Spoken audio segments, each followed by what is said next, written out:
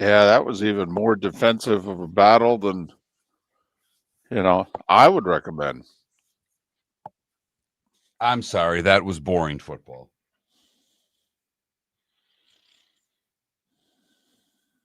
Can't play a game like that on Monday night. That just puts people to sleep.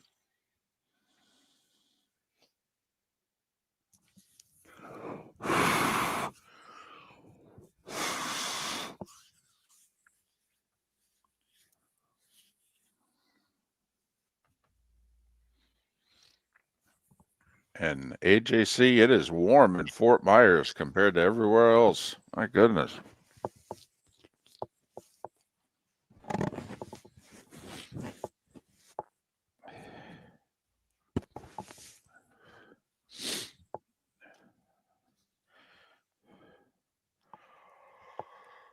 Oh, boy.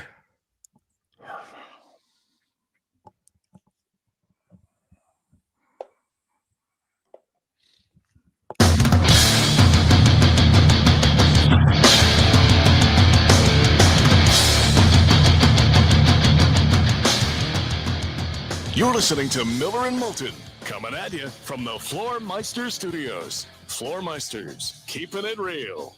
And now, here's Marc Miller and David Moulton. Top of the morning to you on this cold Veterans Day. Hope your week got off to a good start. Thanks for being with us. How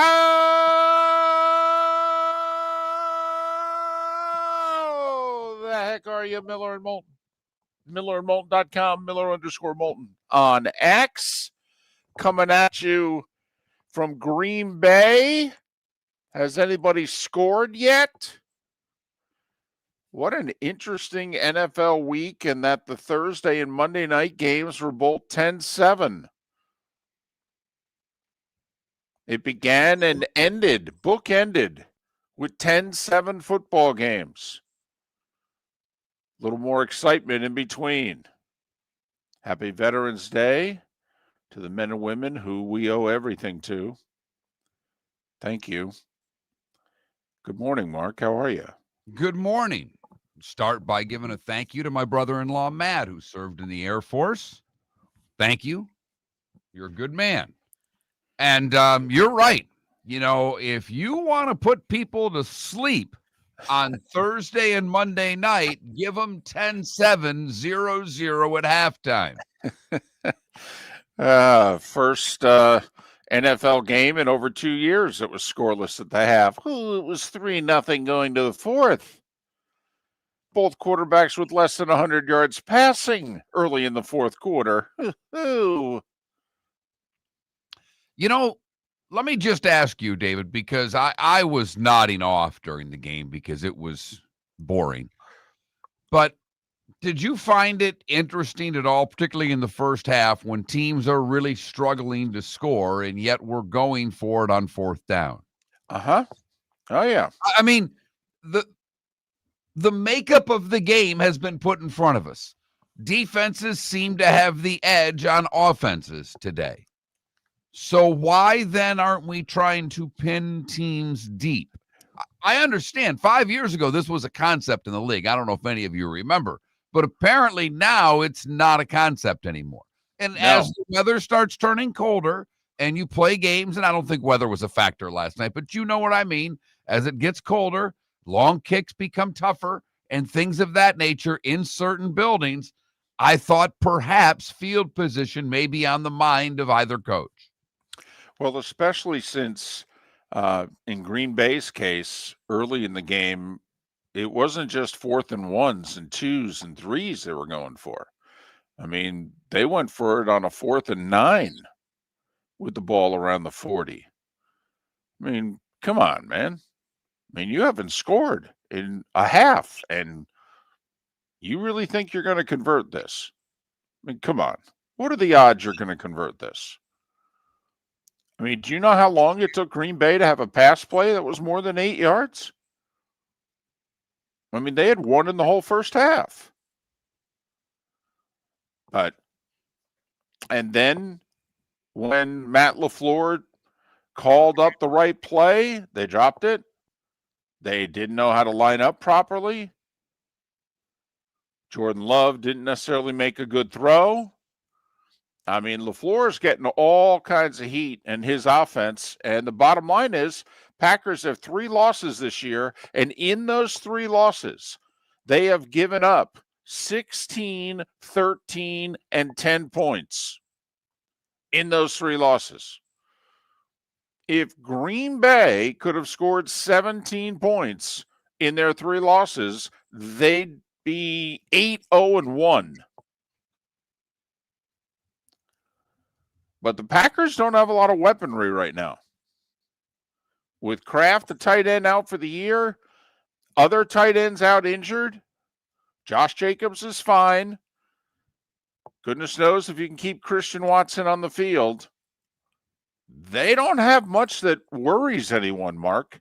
That was the thing that struck me last night. When they were driving near the end of the game, down 10-7, and I don't mean in the final 27 seconds. I mean in the drive before their swan song moment. The personnel that was out on the field for the Packers was embarrassing. And their schedule is not easy. They still have 5 division games left. You know, in the NFC North. The Vikings twice, the Bears twice, at Detroit on Thanksgiving. They still have the Broncos on their schedule. On the road. Folks are not happy. They're not used to losing 2 in a row at home. They're not used to scoring 20 total points in those 2 games at home either. So, a slugfest. Not aesthetically pleasing. No, I mean, Philadelphia got most of their offense on back-to-back plays. The screen pass to Saquon that goes for, 41 yards. The next play they throw for a score, and that was really about it from a standpoint of putting together a lot of offense, 1 field goal beside that. But Green Bay put the ball on the ground a few times. That helped Philadelphia, obviously. So I don't want to be overly negative, and I get all your points on Green Bay. Should we give Philadelphia a lot of credit for winning a game like this?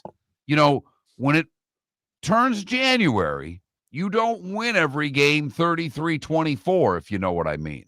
You have to win with different styles, and that's why when I look at the NFC right now, I would put Tampa as the outlier until they get healthy. But Tampa's shown they can win a few different ways. The Rams have shown they can win different ways. The Seahawks have shown they can win different ways. The Eagles have shown they can win different ways. As far as Detroit and Green Bay, they don't seem to have the same formula to win multiple ways right now, at least to me, David. And we're getting to the point where I'm starting to look ahead. I know it's just early November, but I'm starting to look into January and what is it that these teams have? If you take away X, do they have a Y? If you take away Y, do they have a Z? And I'll give the Eagles credit for winning a game in which things were not working offensively. They made 2 big plays to get that going, but defensively, they were great. They shut the Packers down. 4 sacks, forced 2 turnovers, stopped Green Bay on downs twice. Yeah. They were terrific. They were. And they didn't have to blitz a ton either to harass Jordan Love. It was a lot of 4-man rush. A little bit of 5. That's it. So what I thought I saw, Mark, from the Eagles defensively, how much the acquisitions before the trade deadline have added to the quality depth that they now have. Jalen Phillips helped out a lot last night, and Jalen Phillips played a lot last night. I don't know if he took 10 snaps off. I mean, they are counting on him, and he delivered last night with a good, solid game. And let me tell you something. They got 3 big dudes inside. Whoo-wee. That is a problem. damn. Davis, Carter, and 97. Ho, ho, ho. That's a problem. So Philly gets it done. They are the 1 seed as of this moment in time because of tiebreakers. Seattle falls back to the 2. The Packers now holding on to the last playoff spot in the NFC. Just like that. They've gone from the 1 to the 7 in 9 days. They're percentage points ahead of the 6-4 Niners. We said it when it happened. Is the tie going to work for them or against them? Well, and it still can work for them, but I think what you pointed out to me is far more important to what lies ahead. I mean, they go to the Giants this week. Yeah, that should be a win. But as you mentioned, they've still got another one with the Lions. They've got 2 with the Vikings. Now, they've got 2 with the Bears. That means 2 wins because that's what happens when the Packers play the Bears. We'll see if it's any different under Ben Johnson and company. Right. I mean, we'll see. What if it's only a split? And then at the Broncos, home for the Ravens. So there's not a game on the schedule other than the Giants that you look at Green Bay and that's a win. Now, the Bears have always been a win for Green Bay, but we'll see if this year's any different. Caleb Williams playing pretty well right now. Miller and Moulton on this Veterans Day, on this cold Veterans Day. How cold is it? Thank you, Match Game, for asking. It's colder in Huntsville than it is in Green Bay. Socks, shoes, and tracksuit pants for one of the hosts. That's right. Garbage day today. Hit you right in the nose, David. Ooh-wee. Didn't do it last night. Got up this morning and said, damn, I got to take the garbage out. This is going to be a test. So the 2-day winter is upon us in Southwest Florida. Be prepared. I issued it yesterday. It is a sock and shoe warning, not an advisory. It is a sock and shoe warning. This Dress is appropriately. Blazing red on the screen. This is not yellow. This is not orange. This is blazing red. 23 in Huntsville. 31 in Jacksonville. 36 in Tampa St. Pete. 42 in Fort Myers, Naples this morning. Hello. Wow. Colder in Huntsville than Green Bay this Veterans Day. We will push on however cold it may be, whether in Wisconsin or the frigid temperatures of Southwest Florida. Frigid temperatures, it's 42. That's frigid. I know. Cover your tomatoes. Are you talking produce or just someone's tomatoes? Both. It's important. Didn't say anything about your onions, but I'd put another layer on. Pat Kirwan will join us on this cold Tuesday. And, you know, when Pat's in Florida, he does all of his radio stuff outside, up high. Right. Wonder where he'll be today.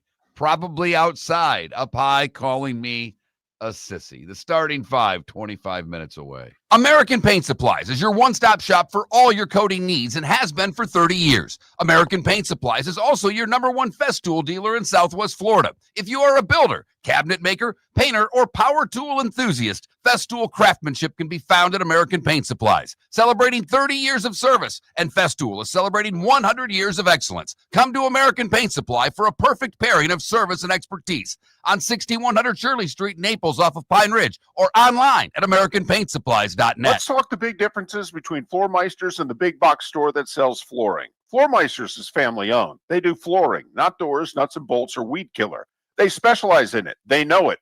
Floormeisters backs their installer. So if there's ever an issue, good chance the boss, TJ, will come out and make it right. Floormeister's prices beat the box stores every day of the week. When you think flooring, think Floormeisters in Naples. Floormeisters.com. Real people, real prices, real quality selection. The Floormeisters, just keeping it real. Your roof is your home's first line of defense. At Pelican Roofing of Florida, Ronnie John and their team bring years of experience to protect what matters most, your family and your business. From residential repairs to large-scale commercial roofing, we deliver honest work, fair pricing, and quality you can trust. An upgrade on your roof can lower your insurance costs. Don't wait for a leak to turn into a disaster. Call the experts at Pelican Roofing today. 1-866-9-PELICAN. That's 1-866-9-PELICAN. Online at pelicanroofingcompany.com. CCC 1332512. This year during Thanksgiving week, Fort Myers takes the national stage, hosting not one but two elite women's college basketball tournaments, the Fort Myers Tip-Off and Coconut Hoops, both featuring Power Four teams and nationally ranked programs. Few places in the country can showcase this level of talent. We're proud that Fort Myers is one of them. Don't miss your chance. For tickets, go to visitfortmyers.com/basketball. Lee County, building a better community through business, sports, and tourism. This is Miller and Moulton.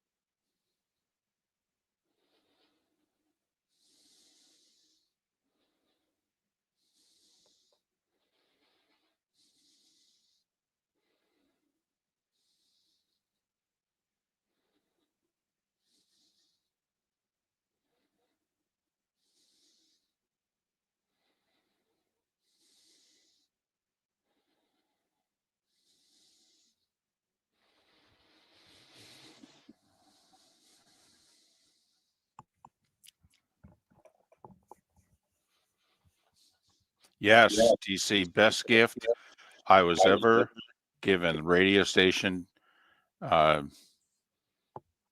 first sports radio station I worked at in Fargo. Did a deal with a company, and I got an automatic car starter. Oh my goodness, what a game changer! Preheat your car. Oh,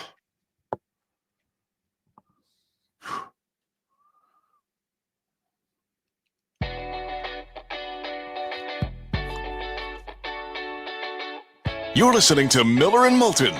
And now, here's Marc Miller and David Moulton.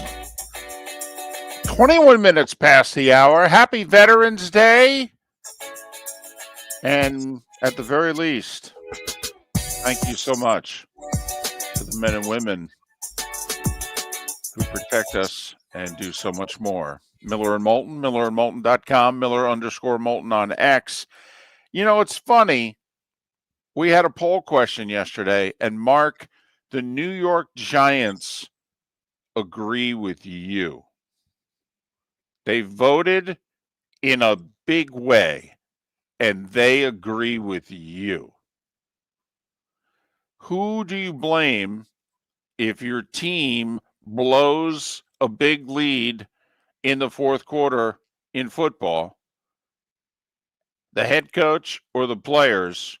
The Giants have blown 4 such leads this year, and they blame the head coach. And he gone. He gone. They Hawk Harrelson him, Mark. He gone. Second one. We're barely to the midway point of the NFL season. That's the second. We got trade deadlines being active and coaches fired during the season in the NFL. Mark, this league's got some real potential. Well, and the GM being fired already. I mean, don't sell yourself short, Chris Greer. You're a tremendous slouch. We don't need you either. That's true. In fact, the Dolphins yesterday, not only because they had gotten rid of Greer already, got rid of a couple of long-time player personnel people that had been with the organization for quite a while and dumped them also. So the pink slips are flying in Miami, and they're flying with the New York Giants as well. Is Brian Daboll out as head coach? Yesterday, our poll question was, do you blame the head coach or the players when your team blows a big lead? It was extremely close. It was 51-49. And apparently that 51 were the New York Giants ownership group. Thanks for listening, and we appreciate your vote. We'll have another poll question for you later in the show. So, listen, there's no defending the record of anybody associated with that organization. I mean, I think it's the worst in football over the last 10 years. I think they have the worst record in the NFL over the last 10 years, and that includes 2 playoff appearances during that time. But they've been lousy. Last 2.5 years, I mean, what are Daboll and the Giants? Like 11-33? I mean, I believe in Daboll. I do. I think he's a good coach. I think he's been given a bad roster. But, 11-33. We keep score, don't we?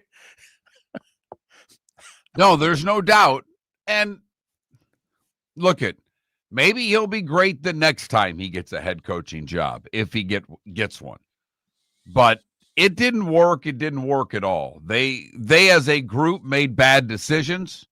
He took the blame for all of it. Yep. I mean, Saquon Barkley gets traded. He had really nothing to do with that, but it ends up falling in his lap. I mean, if they had Barkley the last couple of years, what do you think his record would be? Well, it would have been better. It definitely would have been better. Hell, Think Mark, think he could have closed out a couple of these games where they had a double-digit fourth quarter lead? I do. I think they might have gotten a first down here and there. Might have closed 1 or 2 of them out. Sure. Hell, Mark, I wish they did trade him. At least they would have gotten something for him. But the GM stays. The Right. opposite of Miami. Miami seems to really want to keep the head coach. No matter where he drives after the game. Why couldn't he just own up to it like a normal human being? I mean, honestly, why is he so weird? Just own up to it. I live in the neighborhood, okay? I've noticed over the years that a couple of the places in the neighborhood are big Bills hangouts. So I was just going home, but I just had a little fun with them. They're a division rival, okay?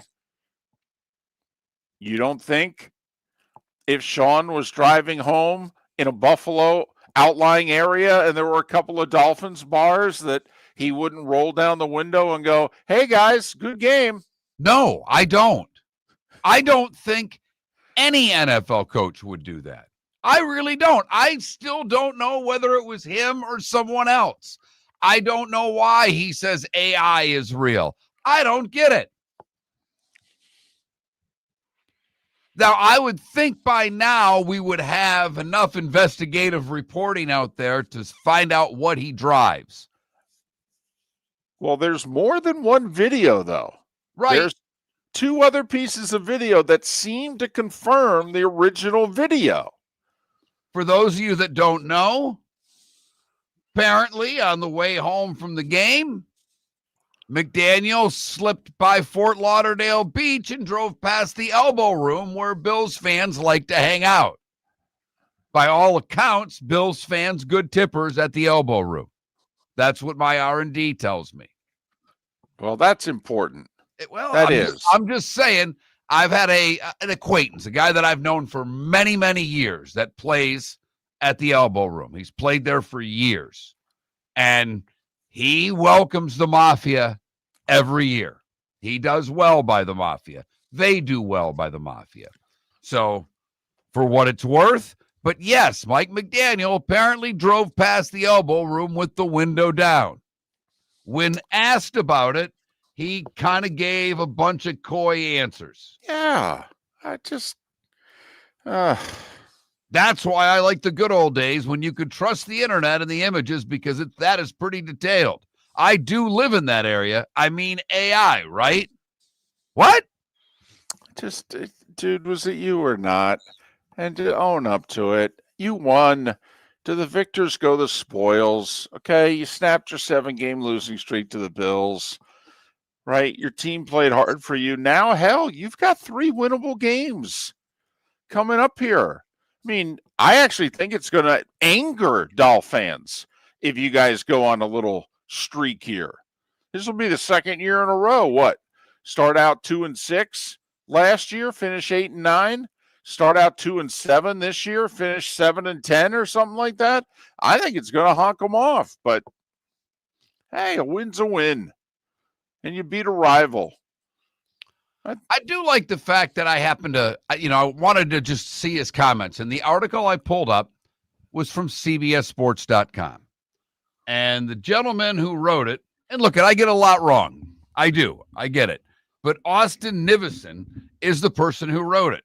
And at the end of the article, he says, with the Washington Commanders coming to town next week, McDaniel or his impersonator may have another chance to swing by the Elbow Room to celebrate a win. Oh, come on, dude. Dude, they're playing Washington in Spain. How can you screw up something that simple? If you're writing about the Dolphins, know where their next game is. That's all I ask. I don't think that's too hard. I really don't. But I'm with you. I think if he'd have said, yeah, hell yeah, I drove by there. I was in a mood. Yeah. Or no, it wasn't me. It's someone who looked like me. I don't even drive a car like that. But AI is real? Thanks, buddy. You're something.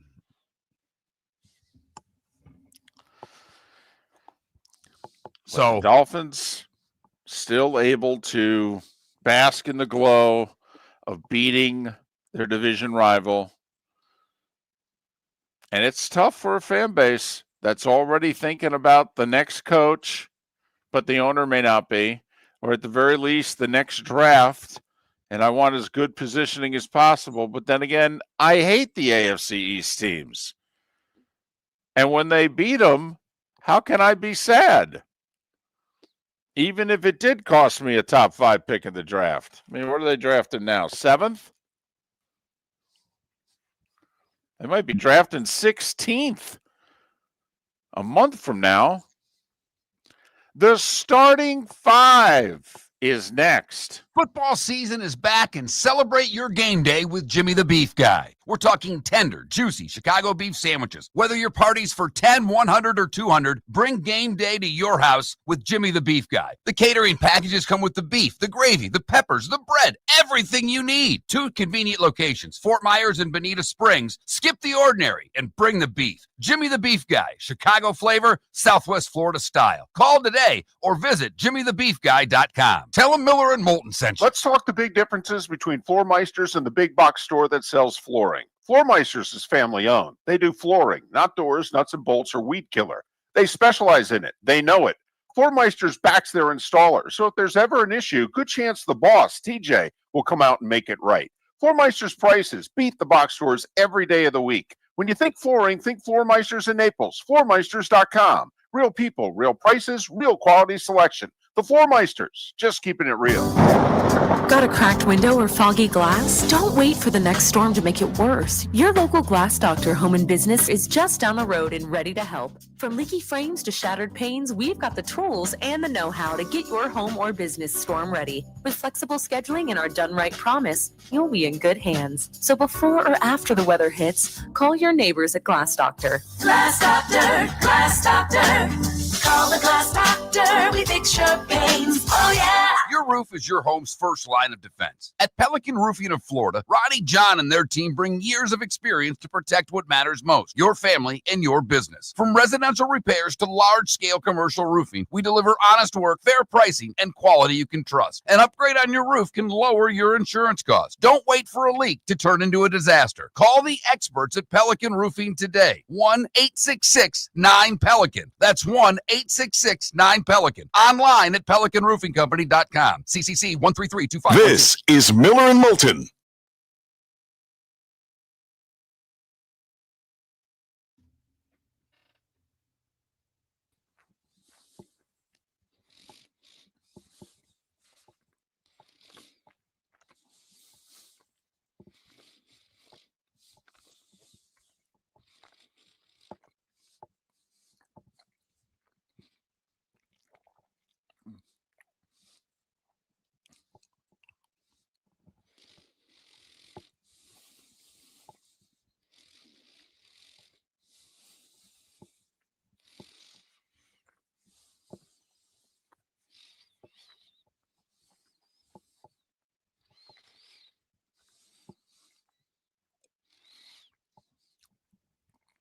No, Jay Gunn. No.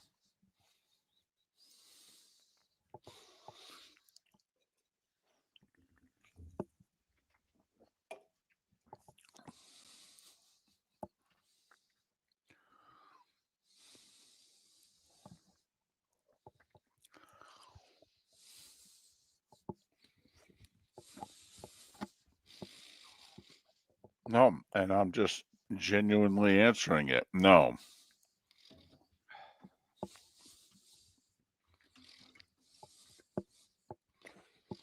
He was chest bumping his defensive coordinator during the game. He's constantly touching the players. No.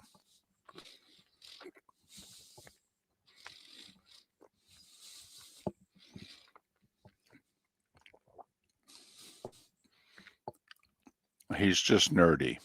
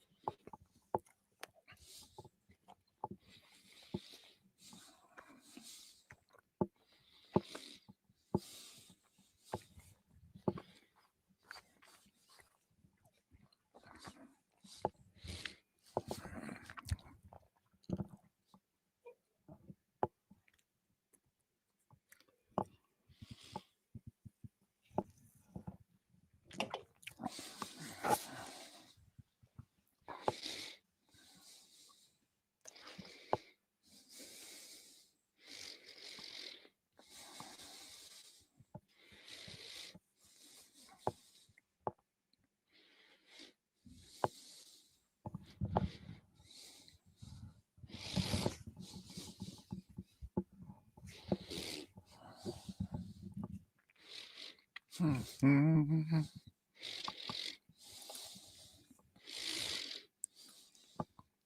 stuffy today, David? Am I? Yeah. God, it must be the equipment. I feel fine. Well, I can hear every breath you take. And I'm not trying to, sound like Gordon Sumner. Well, maybe I'm just in really.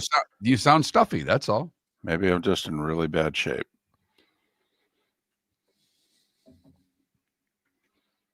Aren't we all?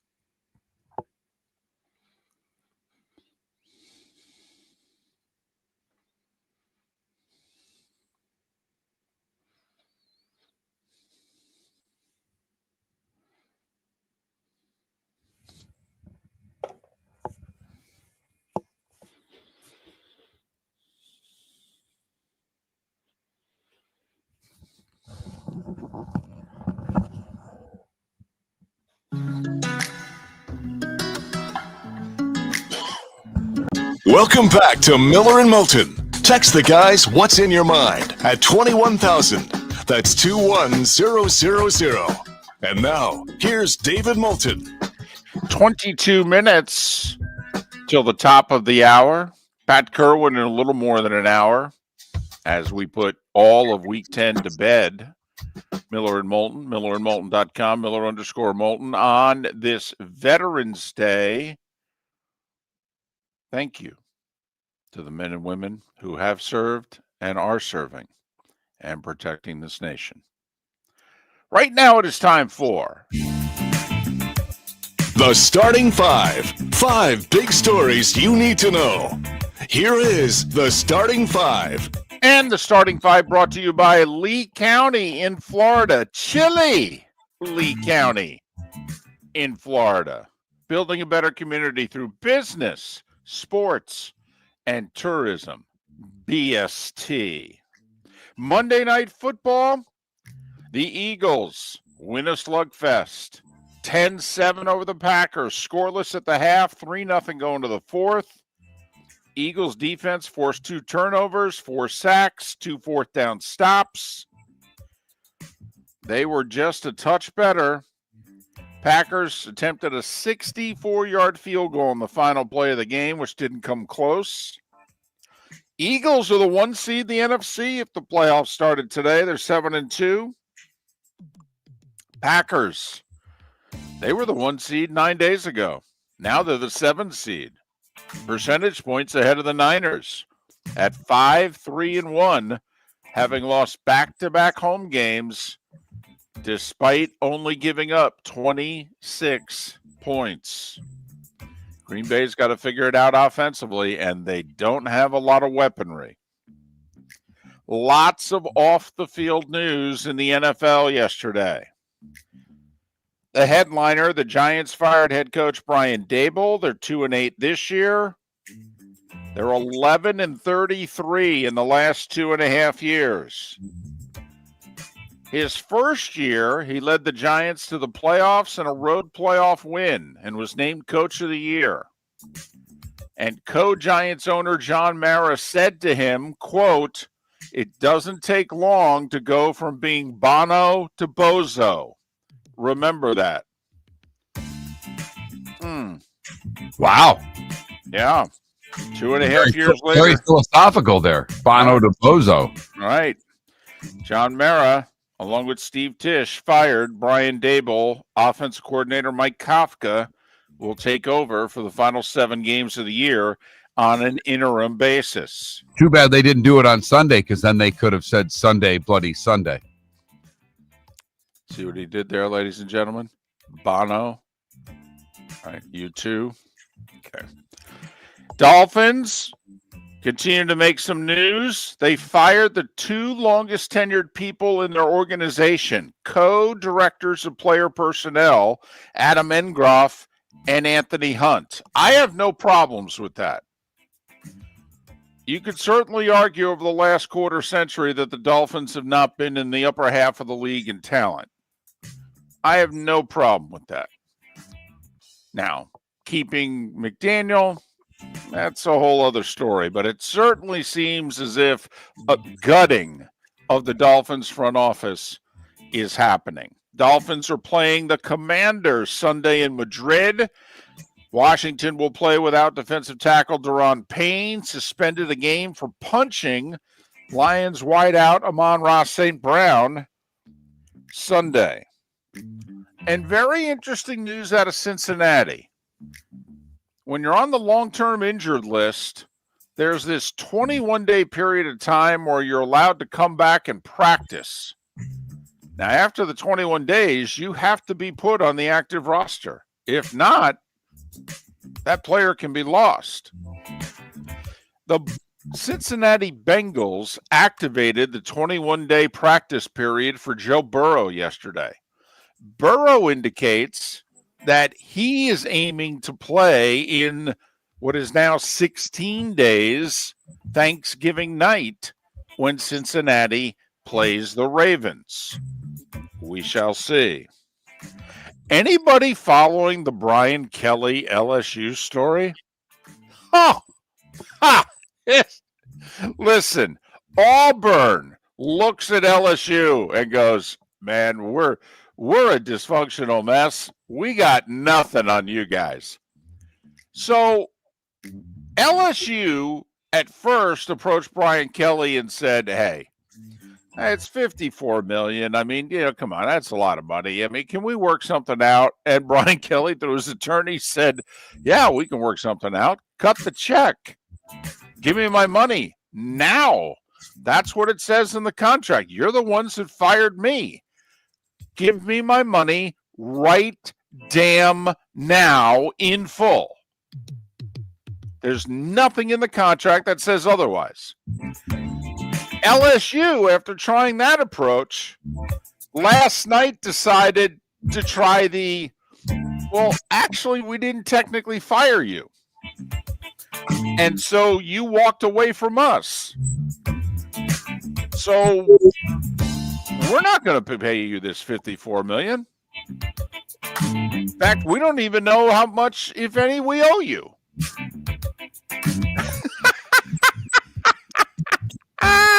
Is this like Costanza showing back up for work on Monday, pretending he wasn't fired on Friday? I mean, are they really going to try this?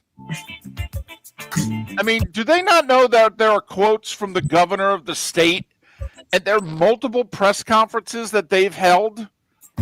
Do they think that, like, they can eliminate these tapes? Unbelievable. That's where it's at. I'm not making this up. That's where this story is at today. College Football Playoff Committee rankings come out tonight. Thank goodness to return some order to the sport. We got action tonight, baby. Kent State at Akron. Akron a 6.5-point favorite. 7:30 Eastern on ESPNU. Half hour later, Ohio, 1.5 favorite at Western Michigan. 8 Eastern on ESPN2. Oh, by the way, Gators say DJ Lagway will start Saturday at Ole Miss. Why? Why? If you think that the second string kid has anything, why are you not playing him? I mean, come on now. If I'm the second stringer, I gone. Oh, yeah. NHL. Panthers. Can we rave about Brad Marchand anymore? He's 37 years old. He's now scored in 5 straight games. He's got 11 goals on the year. I think he's like second in the league. They're without Kachuk. They're without Barkov. And it took them a little bit. The Stanley Cup hangover was real. Yeah. But he is carrying them. No. But I mean, it was real. And now all of a sudden we're 10%, what are we, 12, 15% of the season done. And they're, I think, a point out of the playoffs and playing great hockey and went out west and won games. Just beat Vegas 3-2. Sam Reinhart ultimately with a power play goal, the game winner midway through the third. The Rangers not only won at home for the first time this year, they scored 6 goals in one game.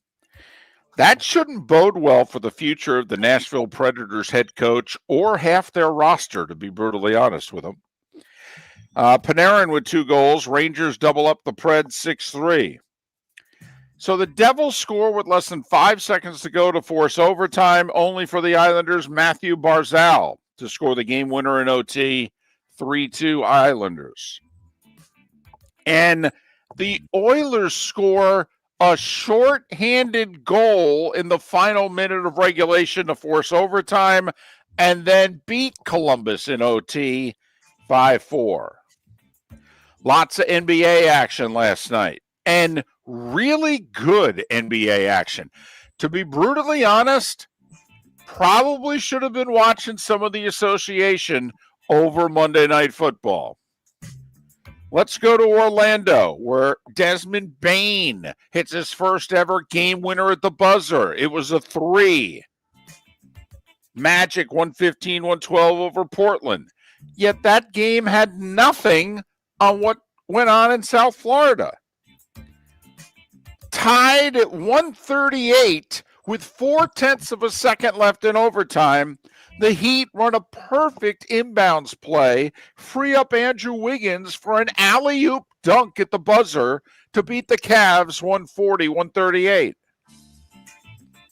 Cade Cunningham had 46 points, 12 rebounds, 11 assists, and the Pistons needed all of it to get by the Wizards 137-135 in overtime.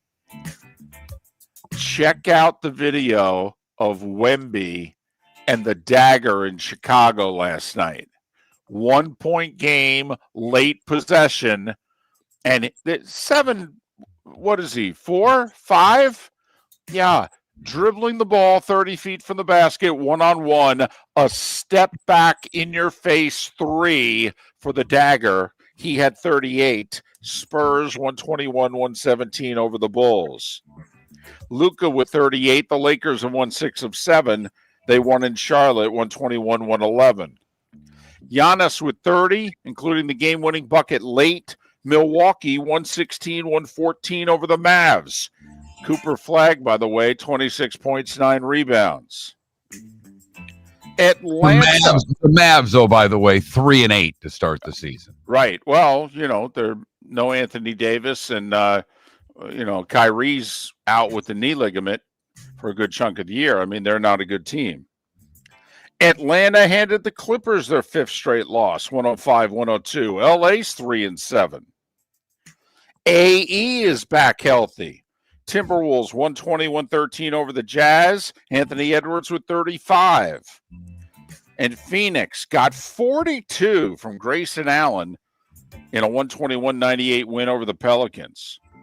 College hoops last night, the 3 ranked teams on the men's side all won easily. 4th ranked UConn, 12th ranked UCLA, and 16th ranked Iowa State handled Mississippi State 96-80. Also on the men's side, the Canes improved to 3-0. They beat Stetson 102-61. On the women's side, the Gators improved to 3-0. They beat Jacksonville 100-55. And on this, the 11th day of the 11th month, at 10 minutes before the hour, that was the starting 5. 5 big stories on this Veterans Day. Here on Miller and Moulton, the starting 5 brought to you by Lee County, Florida, building a better community through business, sports, and tourism. BST, but you're still welcome to have a BLT while listening to BTO. Well done. Well done. I don't think it's a BLT day, though. And I never say it's not a BLT. Today's more of a chilly day. Hot Some chocolate today? Some soup. Will we go that far? I don't, you can. I'm sure the lines at Starbucks will be long, or at Dunkin', they'll be getting their, lattes and all the frothy things that they get there. Right. The pumpkin spice stuff. Right. It'll be hot today. Colder in Huntsville, Alabama than Green Bay, Wisconsin. Hello. Still below freezing in Jacksonville. Mid-30s in Tampa, St. Pete. Low 40s in Fort Myers. Mid-40s in Naples. And Marc Miller is wearing socks, shoes, and pants. The second oldest piece of clothing that I own. My oldest piece of clothing is a University of Miami gray sweatshirt that I purchased when I worked in Marco Island when I took a term off of college in, I think, 1990. Hello. The sweats are from the first year I traveled with the Atlanta Knights, the now long defunct Atlanta Knights, when they were the AAA team of the Tampa Bay Lightning. Probably the only hockey gear, stuff of all of my travels that I have left, because they're warm, they're lined, they're wonderful, but it's a little hot in the studio. Great for outside. Had to unzip them and pull them up like shorts here in the studio, David. It's quite a look. Quite a look. The Wisconsinites were asking us, hey, are you guys cold? And I looked right at them. I said, listen, I did 5 years in Fargo. Plus, I'm fat. Okay? Please. Right? Just, we're not all soft. Although I am very soft, if you know what I mean. Miller and Moulton. Pat Kirwan in an hour. Thanks for listening. The 2025 Industry Appreciation Awards in Fort Myers have wrapped up, but the celebration of business excellence continues, hosted by the Lee County Economic Development Office, Horizon Council, and Horizon Foundation. This annual event honors the innovators, job creators, and community builders driving the region forward. Visit industryappreciationawards.com to see this year's winners and learn how local businesses are shaping a stronger, more resilient economy for Lee County, building a better community through business, sports, and tourism. Marc Miller for Sleep Treatment Direct. They are helping me with sleep apnea. And by helping me, I mean curing me. No more CPAP machine. No more snoring. No more tossing. No more waking up exhausted. Their expert team got me the right treatment, fast and hassle-free. If you want to feel energized and get rid of your snoring, call Sleep Treatment Direct today. 444-1741. That's 239-444-1741. Sleep Treatment Direct. Sleep safe and sound. Think we only fix windows? Think again. Your local Glass Doctor Home and Business does so much more to upgrade your home. We custom build stunning shower and bath enclosures, install sleek glass doors and windows, and can bring fresh life to foggy or cracked panes. Need a glass tabletop or a statement mirror? Yep, we do that too. If it's glass and it's in your home, we're the team to call. Call the Glass Doctor, we fix your pains. Oh, yeah. American Paint Supplies is your one-stop shop for all your coating needs and has been for 30 years. American Paint Supplies is also your #1 Festool dealer in Southwest Florida. If you are a builder, cabinet maker, painter, or power tool enthusiast, Festool craftsmanship can be found at American Paint Supplies. Celebrating 30 years of service, and Festool is celebrating 100 years of excellence. Come to American Paint Supply for a perfect pairing of service and expertise on 6100 Shirley Street, Naples, off of Pine Ridge, or online at AmericanPaintSupplies.net. Cape Coral Police Department is growing, and they want you to be a part of it. They're hiring new officers. Starting pay is between $74,000 and $90,000, depending on your experience. And with a $10,000 hiring bonus, you can be making $100,000. Enjoy paid holidays, off-duty details, plenty of OT opportunities. They're also hiring dispatchers and professional staff. So go to CapeCops.com. CapeCops.com. Be brave, be best, Be Cape. For over 50 years, the Nolan family has been dedicated to protecting local families. Nolan Family Insurance is a second-generation independent agency that specializes in home, flood, auto, and boat insurance. They take the time needed to explain your coverage options and answer your questions so you can make an informed decision that's right for you. If you're looking for an agency that treats you like family, call 941-639-1122 or go to nolanagency.com. That's 941-639-1122 or nolanagency.com. This is Miller and Moulton.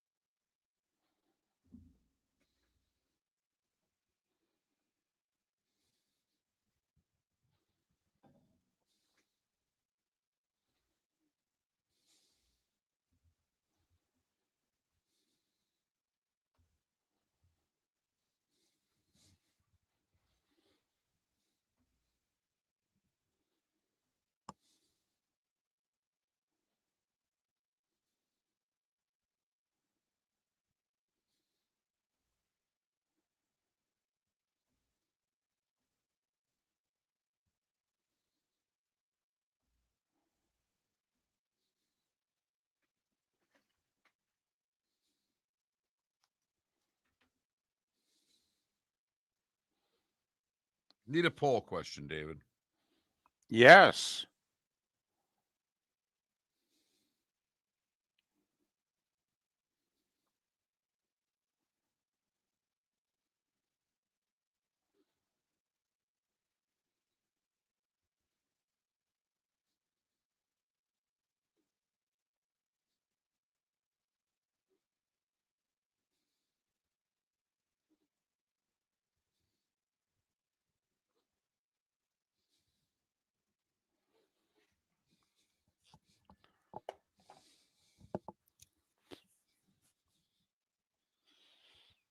Do we ask people to describe what they thought of the game last night?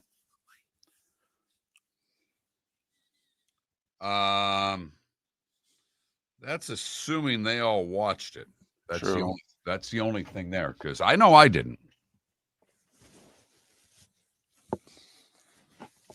I've told you this before. By the time Monday comes, I'm kind of, unless the game gives me something, I'm footballed out. Hey, that's how I was before I had to work it. Right. I mean, I had to pick up the daughter last night from gymnastics, got her home, made more chicken wings. I had chicken wings for dinner, and I knew the daughter would be hungry, so I made more. And I had them. She didn't really want any. It was wonderful. But I fell asleep on the couch watching it. It was boring. Didn't do anything for me. Who's going to make the playoffs? The 6-3-1 Green Bay, 5-3-1 Green Bay Packers, 6-4 San Francisco 49ers. Because they're separated. Who's the favorite in the NFC? Okay.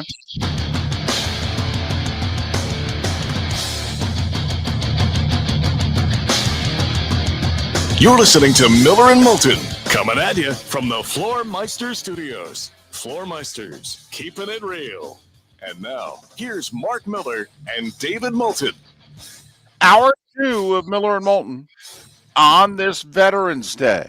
Thank you to the men and women who have served and are currently serving. Miller and Moulton, millerandmoulton.com, Miller_Moulton on X. Week 10 in the books in the NFL with the Eagles' 10-7 win over the Packers at Lambeau.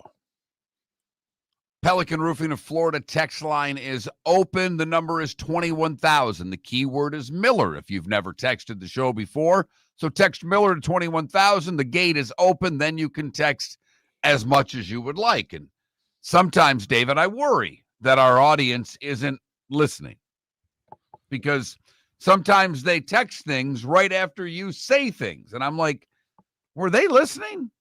And during the starting five, we got one of those that I was perplexed about. Gentleman just said you credited Cade Cunningham for the W, but did you see his stat line? I'm like, he read it on the air. 42, 12, and 11. Yeah, Like 46, 12, and 11. 46, That was amazing. 12, and 11. But, amazing. But when you read a little more, David, I don't know if you could, because he and I went back and forth, and I had to look this up. Did you see what Cade Cunningham shot from the floor? Was it not good? It was terrible. It was as bad as anything that's happened in a long time. David, he made 14 shots from the floor last night. Okay. Do you want to take a stab at how many he attempted? 35. More. Ooh, that's below 40%. 40. Let's keep going. Whoa! Now he's missing 2 out of every 3. 44. 45 shots attempted. According to this gentleman, and I did not have time to look it up, he missed 31 shots. Wow. It's the first to do it since Kobe did it in 02. Wow. Shoot. And, I mean, he was 2 of 11 from three-point range, which means he was 12 of 34 from inside the arc. Man, that's like 34%. Wow. That's chucking. Yeah. That's chucking. But they got the W, and that's all that matters, right?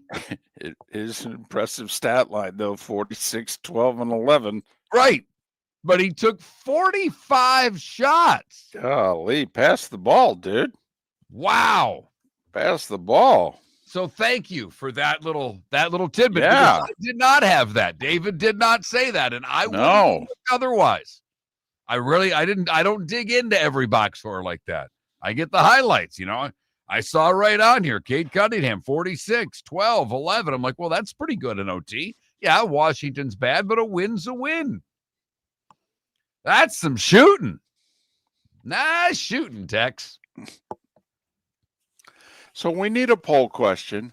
I think we stumbled upon it late during that commercial break. I wanted to focus on the bottom of the NFC playoff standings and ask, who do you think is going to make the playoffs? The 5-3-1 Green Bay Packers, who have a 611 winning percentage, or the 6-4 San Francisco 49ers, who have a 600 winning percentage. And you said, yeah, I want to go the other way. Well, and I would go that way if we just said who's going to miss the playoffs and put the Niners, Packers, and Bears in the mix. Okay.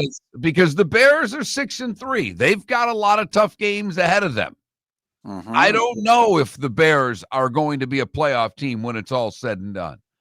The Niners, despite all of their losses, seem to figure out ways to get into the postseason. And by losses, I mean injuries, not losses on the field. They have lost so many key players. They are banged up, but they still, you know, we sit here and talk about Tampa and all their injuries. You can't really talk Bucs injuries without talking Niners injuries. Second to last game of the year, the Niners host the Bears. Packers and Bears have yet to play one another. So they'll play twice. But you said, you know what? You like to say the old my $20. Who do you like? And it sounds like you want to say 10 weeks into the season, whether you've played 10 games or 9 games, you want to say, all right, $20. Who's going to the Super Bowl from the NFC right now? Who you got? And you can all figure out who the fourth team should be. But 3 teams at the top have to be Philadelphia, the Rams, and Seattle. You want to say Detroit's 4? Fine. You want to say Tampa's 4? Fine. You want to say even the Packers, who are right now the 7 seed, are the other team that you think is most likely to represent the NFC? Fine. But to me, at this moment in time, I believe there's a big 3. I don't think the Lions are quite there. I watched them. I don't think that defensively they are at the level of the other 3 teams. I don't. Their offense, lights out. It is. When it's rolling, it's tough to stop. But this just in, when Seattle's offense is going, that's tough to stop. Have you seen what Matthew Stafford's been doing lately? That would be And the 13. Eagles, after all, are the Eagles. That would be 13 TDs and no interceptions the last 3 weeks for Matthew Stafford. By the way, do you know by the little roll that they've been on what that takes Matt Stafford's career record to? Yes, I saw it yesterday. Matthew Stafford, after winning last week, is now 115, 115, and 1. He was 16 games below 500 with the Lions. He is 16 games above 500 since joining the Rams. Which I do believe this could be another poll question. There is great debate within the sport. Should winning be a quarterback stat? Because, Mark, let's be honest, you and I have had Matthew Stafford as a Hall of Fame quarterback for at least 2 years now. At least. And there are people, and I think I would be in this camp because I am not a Russell Wilson guy. But the latter part of Russell Wilson's career, I have heard prominent people in this business say he's playing his way out of the Hall of Fame. Matthew Stafford is doing everything he can do at the tail end of his career to play his way in to the Hall of Fame. I think he's a Hall of Famer. I don't think he is yet, though. He doesn't have to win another Super Bowl, but I do think he needs to make another playoff run. If he took the Rams to the Super Bowl, win or lose, I think that would get him in Canton. I do. Do you think it needs to be a Super Bowl appearance, or can he take him to an NFC title game? Couple of deep runs. Yeah. How many deep runs does he have left? Well, I know he's, 37? Right. I mean, 2009 is his first year in the league. That's a long time ago, isn't it? Yeah, it was. That's the first year of the Obama presidency. How long ago does that seem? An eternity, David. Right. It really does.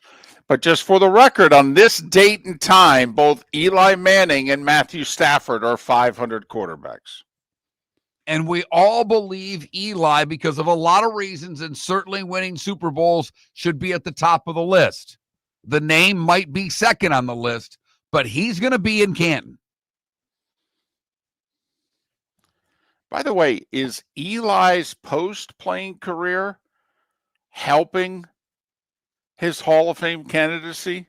Because Eli seems a lot more popular now than he was 5 years ago, 6 years ago when he retired. I think people who didn't have a feeling one way or another, or maybe even a negative feeling towards Eli because they're just tired of the whole Manning thing, kind of like him now. I think so. I will say, to me, David, when the Manning cast first came out, I couldn't get enough of it. I really enjoyed it. I can't tell you the last time I've turned it on. I don't even know when it's on, nor do I care. It was on last night. Thank you. Well, I listen, missed it. if there was ever a game to have you find an alternative broadcast, which may have included the NBA on NBA TV, I'm just saying, scoreless at the half, first series of the fourth quarter. And I remember saying to Troy, you do know both $50+ million quarterbacks have not thrown for 100 yards, right? I mean, it was something, and it wasn't windy either. You could not blame the elements for the offense last night. You could credit the defense as much as you want, but some of it was just plain, we can't get out of our own way. Well, and I thought, what I did watch, Philadelphia defensively they locked on to Green Bay. And Green Bay, without that tight end, there's not much there from a weapon standpoint, David. No, there really isn't. And They that's why they rolled a man coverage and stop them, right? I mean, you were there, but from what I watched, the coverage was, hey, we can play man and we can stop you. You can't beat us. a lot of zone. And when they did go man, the Eagles do have a young number one corner. Now, I will say Christian Watson at top speed was probably the biggest weapon, that Green Bay has. And they've got to find a way to get him the ball because he's going to get hurt here soon because Christian Watson can't go long periods of time without getting himself hurt. But they are scuffling offensively. And you look at them post-trade deadline, Mark, you're like, where's the weaponry going to come from? When we come back, it's early in this Southwest Florida winter season, but I'm 1-0. I'll explain next. American Paint Supplies, celebrating 30 years in Naples, is proud to be the exclusive Farrow & Ball dealer in Southwest Florida. The best thing to come from the UK since the Beatles, Farrow & Ball has the colors and paints at American Paint Supplies. See why all the designers and painters choose Farrow & Ball. For 30 years, American Paint Supplies provides the perfect pairing of service and expertise on 6100 Shirley Street in Naples off of Pine Ridge or online at AmericanPaintSupplies.net. American Paint Supplies is your one-stop shop for all your coating needs. Let's talk the big differences between Floor Meisters and the big box store that sells flooring. Floor Meisters is family owned. They do flooring, not doors, nuts and bolts, or weed killer. They specialize in it. They know it. Floor Meisters backs their installer, so if there's ever an issue, good chance the boss, TJ, will come out and make it right. Floor Meisters prices beat the box stores every day of the week. When you think flooring, think Floor Meisters in Naples. FloorMeisters.com. Real people, real prices, real quality selection. The Floor Meisters, just keeping it real. Your roof is your home's first line of defense. At Pelican Roofing of Florida, Ronnie John and their team bring years of experience to protect what matters most, your family and your business. From residential repairs to large-scale commercial roofing, we deliver honest work, fair pricing, and quality you can trust. An upgrade on your roof can lower your insurance costs. Don't wait for a leak to turn into a disaster. Call the experts at Pelican Roofing today. 1-866-9-PELICAN. That's 1-866-9-PELICAN. Online at PelicanRoofingCompany.com. CCC 1332512. At the Diamond District, we know what you want. Experience wall-to-wall diamonds during our Diamond event, November 21st through 23rd. This is our biggest event of the year, featuring an expanded collection of GIA certified diamonds, designer jewelry, and exclusive collections from Takori. This is the perfect time to start your holiday shopping. More diamonds, more choices. November 21st through 23rd, only at the Diamond District. At the Diamond District. This is Miller and Moulton.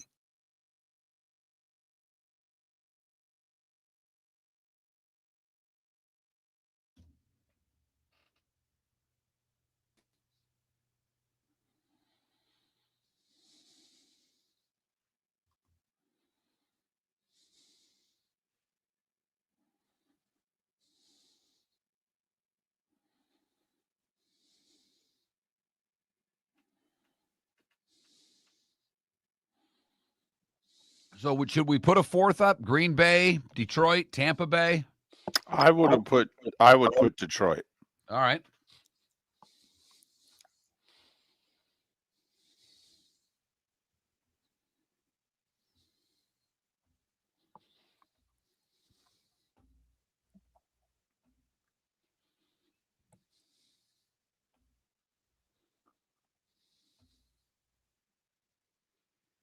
It's up. It's gone. No, Michael. What's the alternative? And I'm not a Jordan Love guy. But Michael, seriously, dude? I mean, do you think the Broncos will move on from Bo Nix after the season? I mean, you got to have something to move on to.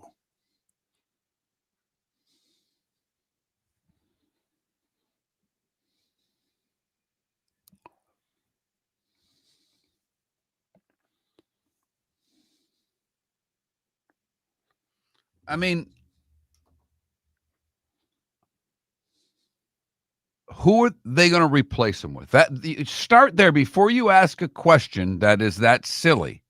Ask yourself the question and say, who are they going to replace him with?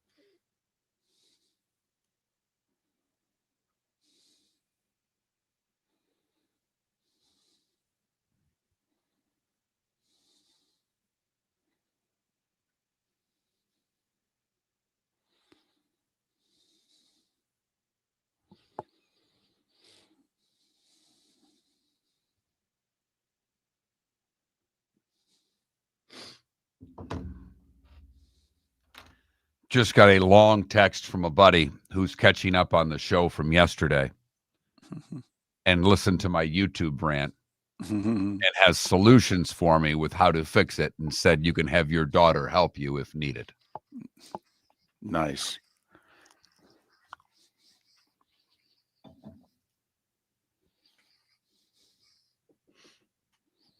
So you'd put a rookie in Green Bay. You think they're going to be better with a rookie coming out of the draft than Jordan Love.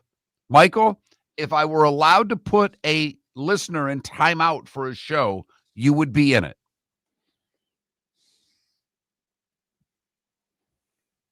How are the rookie quarterbacks this year faring?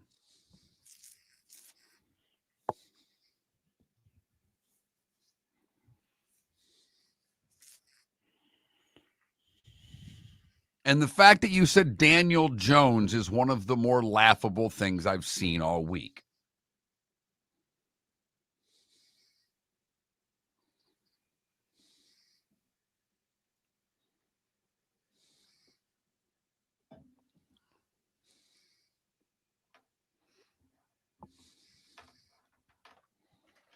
And neither David or I are Jordan Love guys, but come on. I know you'd take Knicks before Jordan Love. There's not one GM in the league right now that would, except for maybe the one in Denver. Maybe. But I doubt it.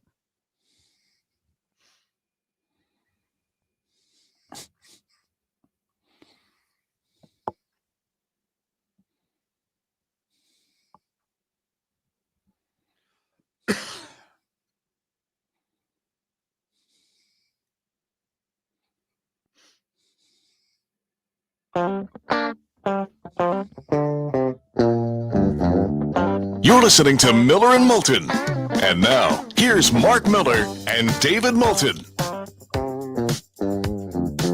21 minutes past the hour on this Veterans Day. Thank you to those that have and those that are serving. We're very appreciative, very in debt Some of us feeling not worthy. When you run into someone who has served, do you thank them? Yes. Do you feel awkward when you're thanking them because you still don't think it's enough? Like, I don't know what more I can and could do and should do, but I say thank you, and then I'm like, that's, a hug would probably be inappropriate. I wish I had It would be very inappropriate. a handshake sometimes with the thank you. If you were better at the bro hug, David, I would suggest that. That would be more awkward than you hugging them. Getting better. I'm getting better. You couldn't get worse. I agree. I mean, when you start at rock bottom, David, there is nowhere to go but up. Ladies and gentlemen, it was really bad. It was really bad. I'm a hugger. I'm not a bro hugger. And the first time I was with Mark, and I very awkwardly... It was at Super Bowl Radio Row. Right. It was you and I and Casio, and I forgot what gigantic athlete we had on because we had a plethora. I mean, it was one NFL star after another. I mean, right. It was cool. There's just no two ways about it, even for someone. And I say David's in the business more than I am, not because of what he does now, but even then, before he was doing the spotting work, he had been in local TV, so he had interviewed a ton of athletes. I was a hockey guy. But I don't know where I'm from, who I hung out with growing up, things like that.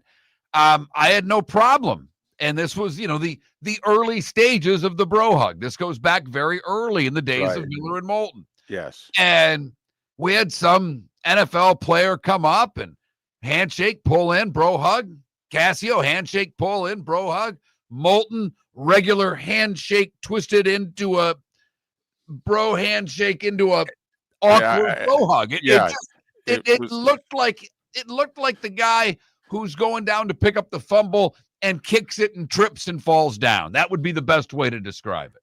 You know how when you're not getting a kiss goodnight on the porch, okay, it deteriorated something down that road. Yes. So we just can't stop with the handshake. Should it at least be a side hug? Is it okay for me to get a little peck on the cheek? I mean, it was really bad. Okay, so much so that like everybody else involved was kind of looking at me like, what is your problem? And I'm like, I don't do bro hugs. I do handshakes and I do hugs. I'm a hugger. Right, full on hugs. Right. Well, I will say, David, I don't know if I'm going to be getting a hug from the wife anytime soon because last night I scored a big victory at home. Ooh, big. Tell. At least to me, because it's cold this morning. For Florida, for Southwest Florida, it's flat out cold. 42, 43 degrees. I don't give a damn. That's cold down here. It's so soft. But that's cold. It down is. here. I mean, it was 80 2 days ago. It'll be 80 in 2 days from now. Yeah. So last night, we go to pick the daughter up from gymnastics, and the wife is very soft, and that's okay. She's like, can you drive my car? Because we always take my car to pick the daughter up, and she always rides along. And she says, can you take my car? Because I need gas, which means drive my car. It's too cold for me to get out of the car. Right. You're going to fill the tank up. Right. No problem. And she chases it with, in fact, I'm sorry, we got home and I'm watching the game and she's getting ready to go to bed. And she looked at me and she goes, are we going to put the heat on tonight? And I just looked at her and said, absolutely not. Not a chance. And she just went, I don't like your attitude. And you said, just now? Now? We're coming up on our 13th anniversary. Just now you've discovered this? It's a dadgum good point, David. Now that you say it that way, maybe I didn't win as well as I thought I did. But I put my foot down. I said, get an extra blanket, woman. Woman, huh? Yep. Or was that in your head? That was in my head, David. Gotcha. Right. You think that I'm going to say that out loud? No. I mean, you've got attitude, but you ain't that stupid. Right. Right. I mean, the fact that I was stirred with no heat in the house. Right.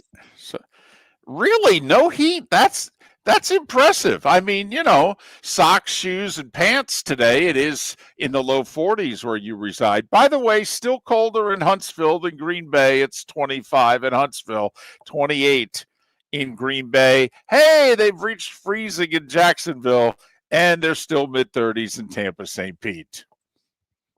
Don't worry, it'll be better in 2 days. That's all I can say, at least for the Floridians. I have no idea what's in store for you, Huntsville. But I scored a win last night. We will go. I am now prepared to go through the rest of the calendar year without putting the heat on. You don't think you'll need the heat tonight? You don't think she'll just wander over in her flannel, nightwear and just turn it up and turn and look at you like, I dare you to touch it?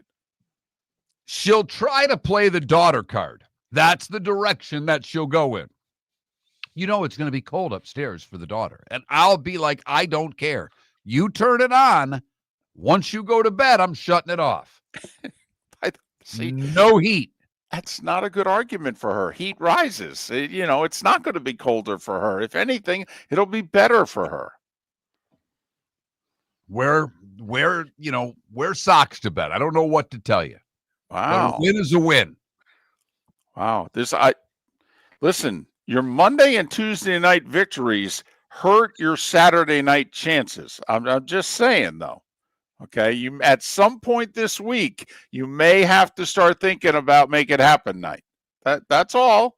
You know what? It's a great point, because what I'll do instead of turning the heat on, honey, how about you turn the heat on? How about we make some heat of our own? Huh? How about that on a Tuesday night?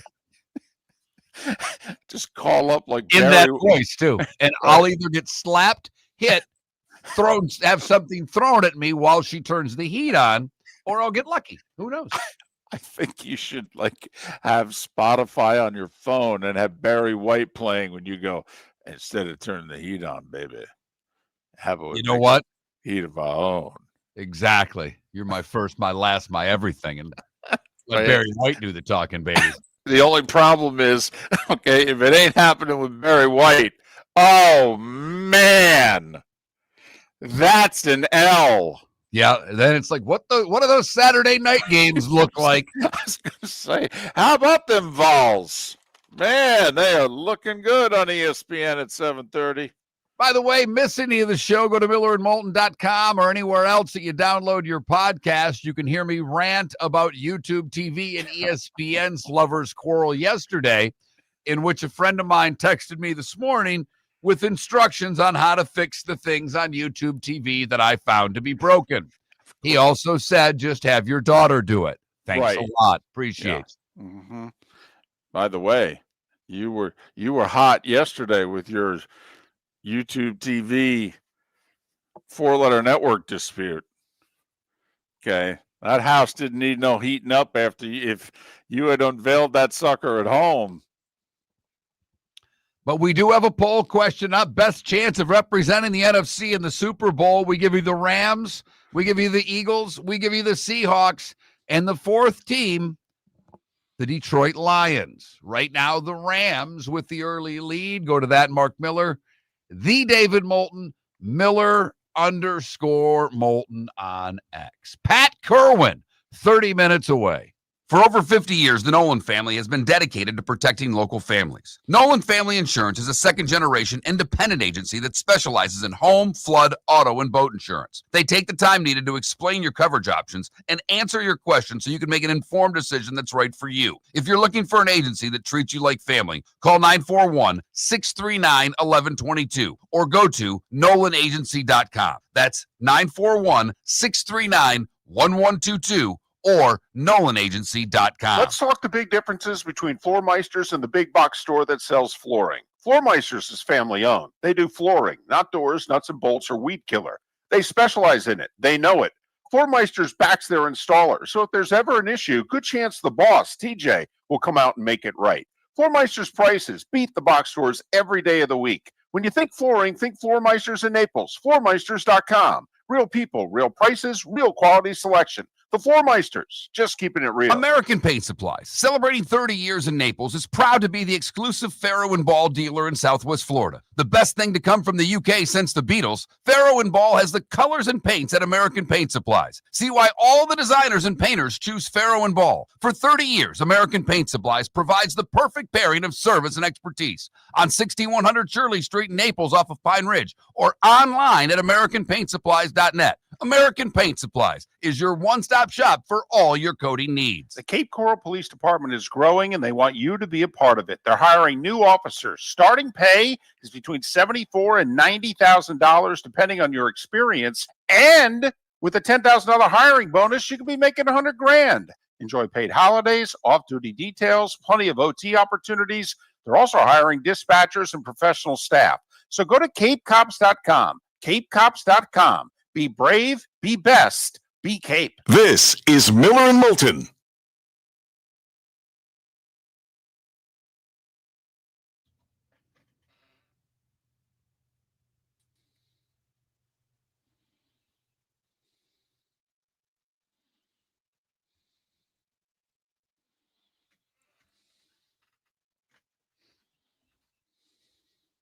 You know, that could be a backup poll question. Did you turn the heat on last night?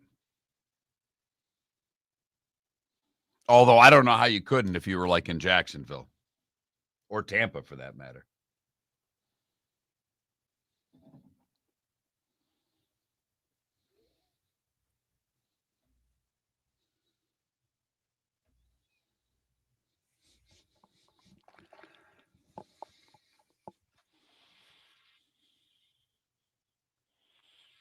Look at Seth. Hashtag Team No Heat. Good for you. Must be a little chilly, though, in that place. Be honest. A little chilly. Though, but nothing wrong with a little chilly. I love my hotel rooms a little chilly.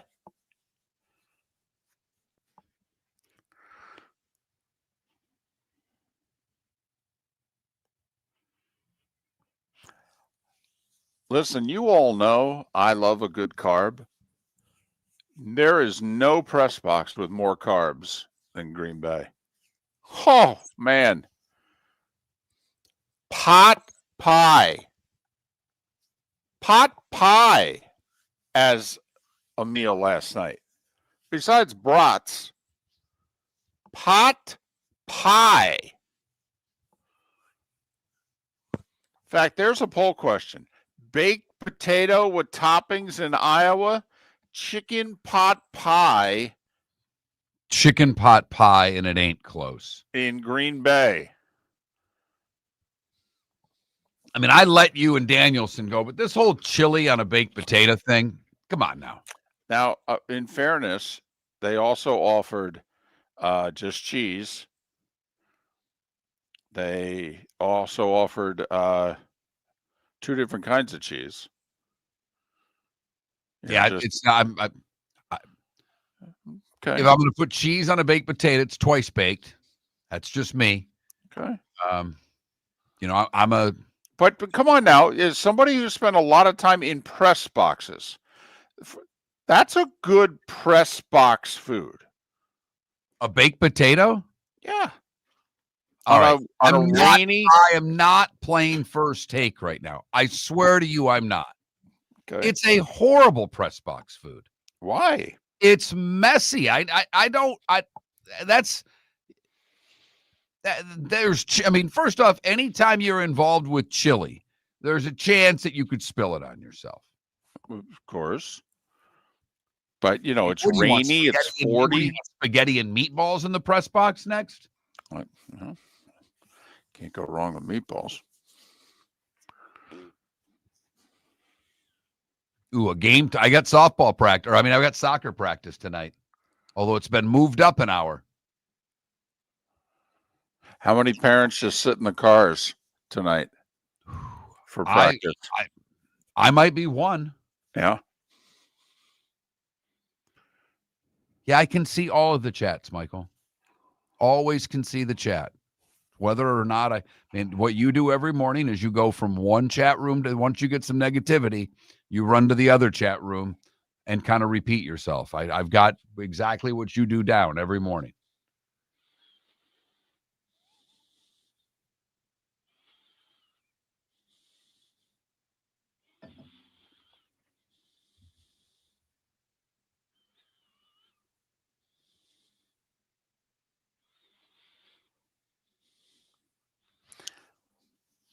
Can I revisit something for a couple minutes? And then you could. Is it the Brian Kelly? Yeah. Yeah, because I've got the article in front of me. It's right where I wanted to go. I was going to say, Right where I this wanted to go. This is an all-timer. I want this to go the distance. Well, and David, I don't know if we should. I mean, we can relate. There's a time we were fired in which they said on paper we were fired, but wouldn't pay us the money they owed us because they said we quit. Yeah, but we didn't quit. They were just bad human beings. You're listening to Miller and Moulton. And now, here's Marc Miller and David Moulton.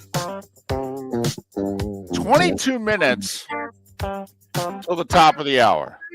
Matt Kirwan scheduled to join us then. Here on Miller and Moulton, millerandmoulton.com, Miller_Moulton on X. Happy Veterans Day. Thank you. And then some to the men and women who have and are currently serving. Watch out for David today, all you veterans. He may want a hug. Yeah, it's been suggested, like buying meals. I've done that. I feel very inadequate around members of our armed services. I do. I just, don't know that a handshake, a thank you, even, anonymously paying for the meal. I don't know. I mean, I don't want to get, political here, but, I'd give them like free health care for life. I swear. I'm in awe of people who serve this country. I really am. So, I'll do my best to try not to come off like a fool today. Well, just stay away from the bro hug and you should be fine. Right. We have established that I would bro hug you, but it would be very embarrassing. And then I'd be the creepy old guy. And, it just, how about a handshake? Thank you. Pelican Roofing of Florida text line is open. Just curious, did you turn the heat on last night? And if you're in Tampa, Jacksonville, Huntsville, I know the answer damn well should be yes. You Southwest Floridians, did you hold out or did you turn the heat on last night? But we have a poll question, best chance of representing the NFC in the Super Bowl. Right now, the Rams getting nearly 2/3 the vote. Seattle in second, Philadelphia in third. What What did they do last year? And 2 years before that, they 2 of the last 3 years, right? Three of the last 7, actually, right? Uh-huh. Yeah, no, they were really good, consistently good. In fact, right? Yeah, Mm-hmm. Yep. Mm-hmm. I know we brought this story up an hour ago, but we did it briefly, and besides, audiences change from segment to segment. I just want to throw out the disclaimer, Mark, before you give the meat and potatoes of the story. What we're about to tell you is true. It is 100% true. Okay? Names and people have not changed. No, that we're not changing the identity. We're not protecting anyone. What we're about to tell you is the truth, the whole truth, and nothing but the truth. So help us. And with that, Mark, take it away. Well, Brian Kelly was fired. You all know that. Or was he? Wait, what? Because LSU has taken the position that it has not formally terminated Kelly. And according to the petition for declaratory judgment, is now seeking to fire Kelly for cause to potentially avoid paying the full buyout of $54 million. So they're claiming because he hasn't shown up for work for the last 2 weeks, now they can fire him with cause? Is that it? According to the copy of the suit obtained by the Four Letter Network, LSU's representatives had a call with Coach Kelly's representatives, where LSU took the position that Coach Kelly had not been formally terminated and informed Coach Kelly's representatives for the very first time that LSU believed grounds for termination for cause existed. Of course, what they're really saying is, A, we don't want to pay you the $54 million, and B, where we come from, 5-3 is cause. That's cause for termination as a football coach. Now, let me just give you a quote. Right now, we've got a $53 million liability. We are not doing that again. By the way, that quote is from the governor of the state of Louisiana. Why would they have a $53 million liability if they never fired him?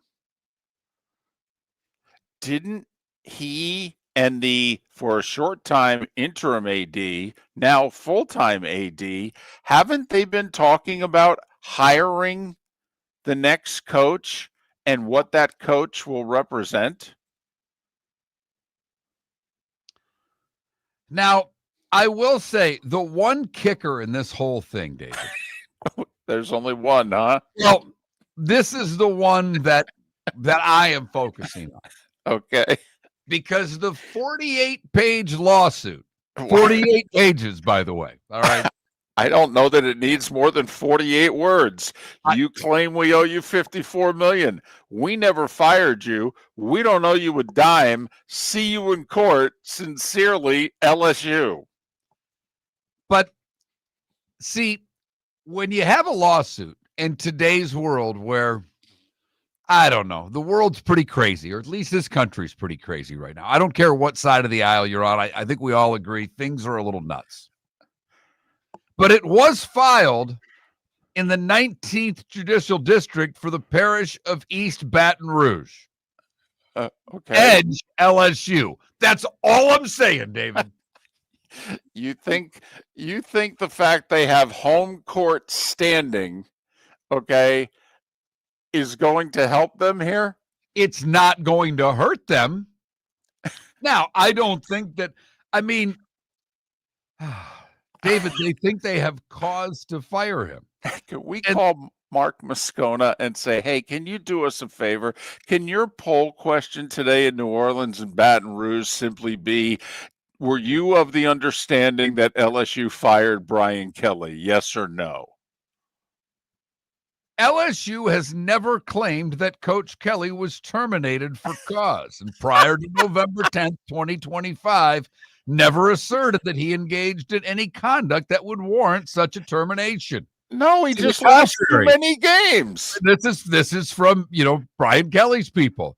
To the contrary, LSU repeatedly confirmed, both publicly and to Coach Kelly, that the termination was due to the team's performance, not for cause. Right. Yeah, there's a lot of not a lot, but there's some legalese in that quote. But yeah. Now, if you want to set legal precedent and go into court and simply make the case that going 5-3 is cause for termination, I would try to argue that. Now, Kelly's contract includes a for-cause termination clause that allows for his firings due to material and substantial NCAA rule violations, being convicted of a felony, or any crime involving drugs, gambling, or alcohol, engaging in serious misconduct which either displays a continual or serious disrespect for the mission of LSU, or constitutes moral turpitude. Okay. Now, I will say, David, the engaging in serious misconduct, which either displays a continual or serious disrespect for the mission of LSU, there may be some grounds there. 5 and 3 is disrespect of LSU. Oh, I thought you were talking about the music video, okay, and the fake accent. That's what I thought they were going to try to argue in court, that was grounds for dismissal with cause. There's part of me that wants this to go to court so Brian Kelly's people can say, for our first witness, we'd like to call the governor of the state of Louisiana. Correct. No.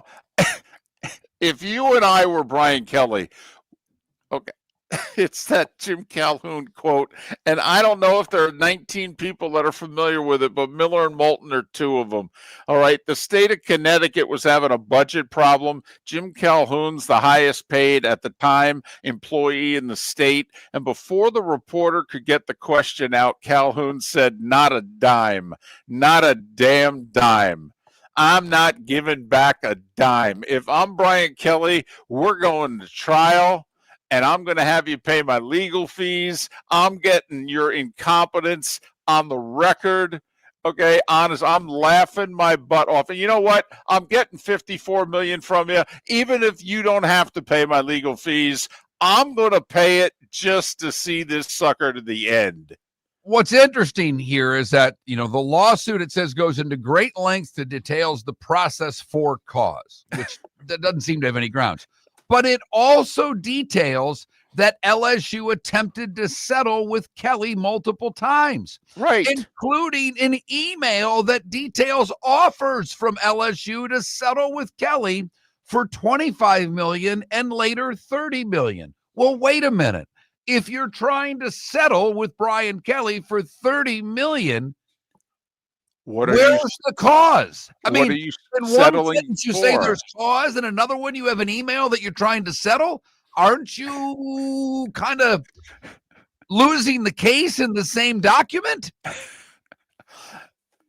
They just don't want to pay him the money, and they don't want to have to pay him it this week. And apparently in the contract that the former athletic director, by the way, is that the second witness that we're calling, Mark, as the former athletic director hired him? Right. Right. Okay. You hired Brian Kelly, didn't you? Yes. Did you fire him? Okay. Thank you. We're done with this witness, Your Honor. So this is every part of this is fantastic. This is beautiful. This is so LSU. Right. Now, correct me if I'm wrong, though. Doesn't Kelly have the clause in this contract that if he works again, it's that whole, he gets No, I don't think so. I think Brian Kelly, if he works again, gets to double dip. James Franklin, okay, he doesn't get any more than what he's getting at Penn State unless somebody pays him more money. He's essentially working for free at his next job. By the way, are you hearing Arkansas for Franklin? Well, it was Vatech was hot and right heavy for a while. Right.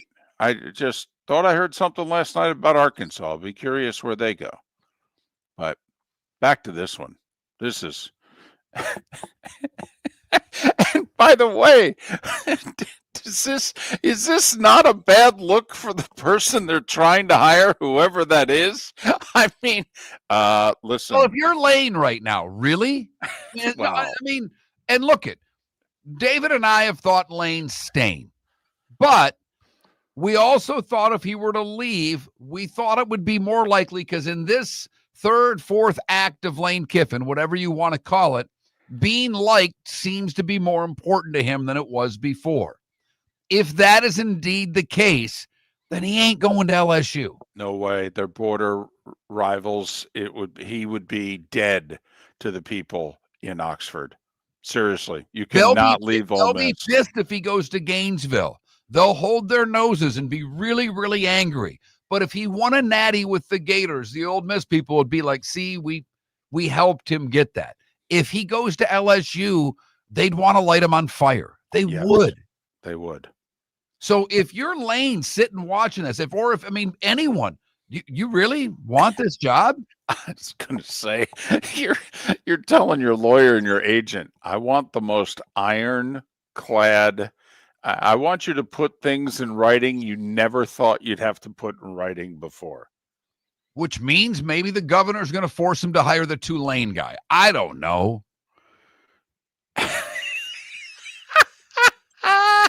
Have any of you ever been fired only for your boss or former boss to then allege after the fact that you weren't fired? I am not going to speak on this subject. Because, by the way, Miller and Moulton have had that happen to them. Yep. You know, the two guys who always show up for work. I mean, the only person who shows up for work more than us is Pat Kirwan. Honestly. Pat Kirwan works so much, he thinks we're slackers, and we don't take very many days off, period. Right. We take less than 10 a year. But Brian Kelly wants his money. LSU does not want to pay the man his money. Exactly. That's what this is all about. And they filed a lawsuit trying to get out of paying him the $54 million that they owe him. It's as simple as that. This is the reverse Costanza, is what this is, right? Yes. Costanza got fired on a Friday, shows up for work on Monday, and pretends that nothing ever happened. And they're like, what are you doing here? We fired you. You didn't fire me. Okay. This is the reverse Costanza. Does LSU have to call Jason Alexander as a witness? I mean, seriously. Larry David and Seinfeld, they were the ones that wrote the episode. Well, Larry David did it when he was with SNL. He quit. He showed back up. That's where the whole episode came from. It's a real life story for Larry David. Right. Our real life story involves Pat Kirwan. We'll look back at everything happened that last week in the NFL with Pat. That's next on Miller and Moulton. Your roof is your home's first line of defense. At Pelican Roofing of Florida, Ronnie John and their team bring years of experience to protect what matters most, your family and your business. From residential repairs to large-scale commercial roofing, we deliver honest work, fair pricing, and quality you can trust. An upgrade on your roof can lower your insurance costs. Don't wait for a leak to turn into a disaster. Call the experts at Pelican Roofing today. 1-866-9-PELICAN. That's 1-866-9-PELICAN. Online at pelicanroofingcompany.com. CCC 1332512. Cape Coral Police Department is growing, and they want you to be a part of it. They're hiring new officers. Starting pay is between $74,000 and $90,000, depending on your experience. And with a $10,000 hiring bonus, you could be making $100,000. Enjoy paid holidays, off-duty details, plenty of OT opportunities. They're also hiring dispatchers and professional staff. So go to CapeCops.com. CapeCops.com. Be brave, be best. Be Cape. Football season is back, and celebrate your game day with Jimmy the Beef Guy. We're talking tender, juicy Chicago beef sandwiches. Whether your party's for 10, 100, or 200, bring game day to your house with Jimmy the Beef Guy. The catering packages come with the beef, the gravy, the peppers, the bread, everything you need. 2 convenient locations, Fort Myers and Bonita Springs. Skip the ordinary and bring the beef. Jimmy the Beef Guy, Chicago flavor, Southwest Florida style. Call today or visit jimmythebeefguy.com. Tell them Miller and Moulton sent you. This year during Thanksgiving week, Fort Myers takes the national stage, hosting not one but 2 elite women's college basketball tournaments, the Fort Myers Tip-Off and Coconut Hoops, both featuring Power 4 teams and nationally ranked programs. Few places in the country can showcase this level of talent. We're proud that Fort Myers is one of them. Don't miss your chance. For tickets, go to visitfortmyers.com/basketball. Lee County, building a better community through business, sports, and tourism. Honey, you want to come out? I haven't seen you since Glass Doctor installed our custom shower enclosure. No thanks. Well, you can't keep eating breakfast in the shower, and laminating your magazines is getting expensive. You remember we have guests coming over tonight, right? Oh, I'm sure they'd love to see the shower. It's our neighbors, and I highly doubt they want to be hanging out in our bathroom. The shower's so good, you'll never want to leave. Visit glassdoctor.com today and schedule an appointment online. Marc Miller for Sleep Treatment Direct. They are helping me with sleep apnea. And by helping me, I mean curing me. No more CPAP machine, no more snoring, no more tossing, no more waking up exhausted. Their expert team got me the right treatment, fast and hassle-free. If you want to feel energized and get rid of your snoring, call Sleep Treatment Direct today. 444-1741. That's 239-444-1741. Sleep Treatment Direct. Sleep safe and This sound. is Miller and Moulton.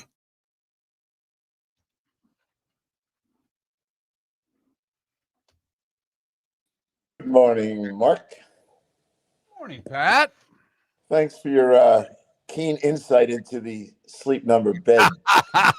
Well, I knew what was going on. You said a while ago what was going on. So every time I hear that read, I hear how uncomfortable he sounded. Oh, yeah. And so, I listen to you guys every day, and I heard it yesterday, and I just started giggling in the car. I'm like, yeah, no boy, Jim, finally you're solo with the sleep number. Yeah. You can have both sides of that bed, Jimmy. Did you hear the old lady that called in about that? No, I didn't. No. Oh, my God. She might be 75, 80, but she said, well, Jim, whenever you do that commercial, I think of the frisky Jim. So are you having it on the mountainside or in the valley?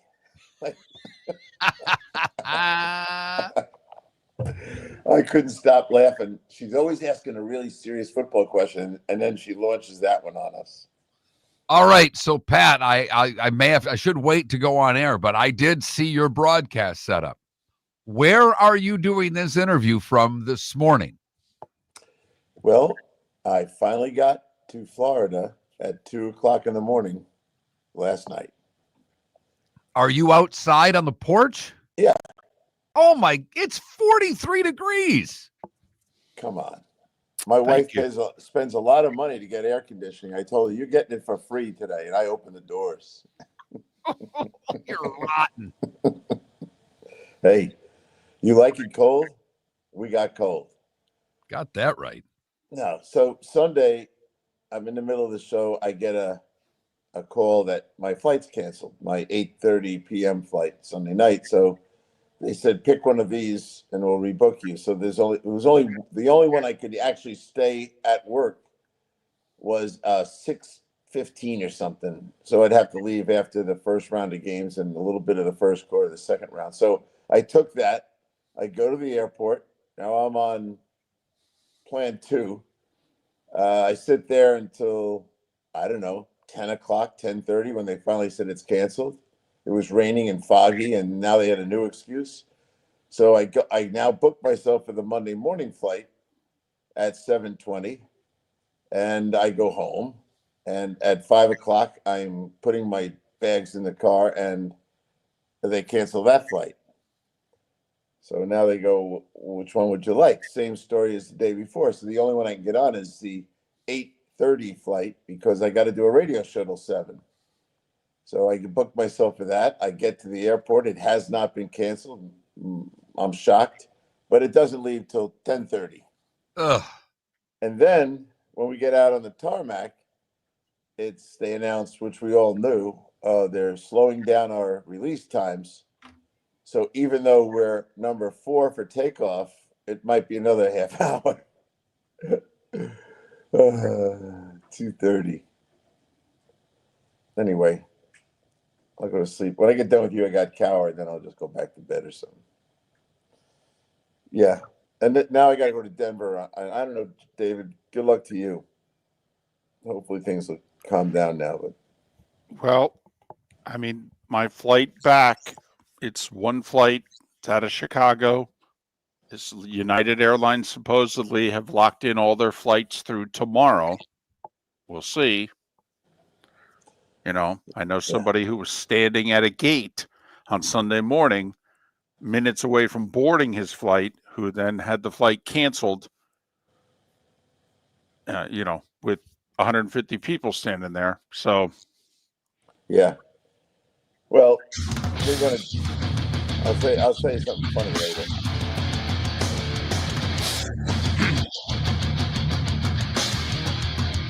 You're listening to Miller and Moulton, coming at you from the Floor Meister Studios. Floor Meisters, keeping it real. And now, here's Marc Miller and David Moulton. And we're halfway home on this Veterans Day. Thanks for being with us, and thanks to all who have and are currently serving. We owe you so much. Miller and Moulton, millerandmoulton.com, Miller_Moulton on X. Our poll question today, our $20, who would you pick to represent the NFC in the Super Bowl? Your choice, the Eagles, the Seahawks, the Rams, the Lions. Who would you pick of those four? And at last glance, you all are leaning in a big way in the Rams' direction. Maybe it's the 13 TDs and no interceptions from Matthew Stafford the last 3 weeks. Pat Kirwan joining us right now. He of NFL Radio's Moving the Chain, CBS's NFL Today show, and he joins us twice a week throughout the football season, courtesy of Pinchers from Tampa to Key West and all points in between. Pinchers, where you can't fake fresh, and it's stone crab season. Hey, Pat. Good morning, fellas. Good to hear your voices as we enter the next phase of the season. So if the playoffs started today, Green Bay would be going to Seattle. I'll take Seattle. Chicago's going to Detroit. I'll take Detroit. The Rams are going to Tampa, and I'll take the Rams. I like those games. Jacksonville to Denver, that's never going to happen. Jacksonville's fading like crazy. Buffalo to New England, I'll still stick with Buffalo. And the Chargers would go to Pittsburgh, but we know Pittsburgh's not going to make it there. It's going to be the Ravens. So more volatility in the AFC right now than the NFC. I think the NFC is kind of shaping up pretty quickly. All right, well, let's talk about the NFC. And you heard our poll question there, and a lot of people picking the Rams right now. Pat, I've asked you about the NFC a lot, and you've said, about teams that have multiple ways to win. What did the Eagles show you last night about that fact, about that they did it with defense last night, that they figured out how to win a game when the offense wasn't working on the road? And when January comes around, typically there's a game like this. I thought this spoke very highly of what the Eagles can do. Jalen Phillips, who just came over, had a really nice game. That's a nice addition. So your thoughts on last night's game and what that makes you think long range about the Eagles?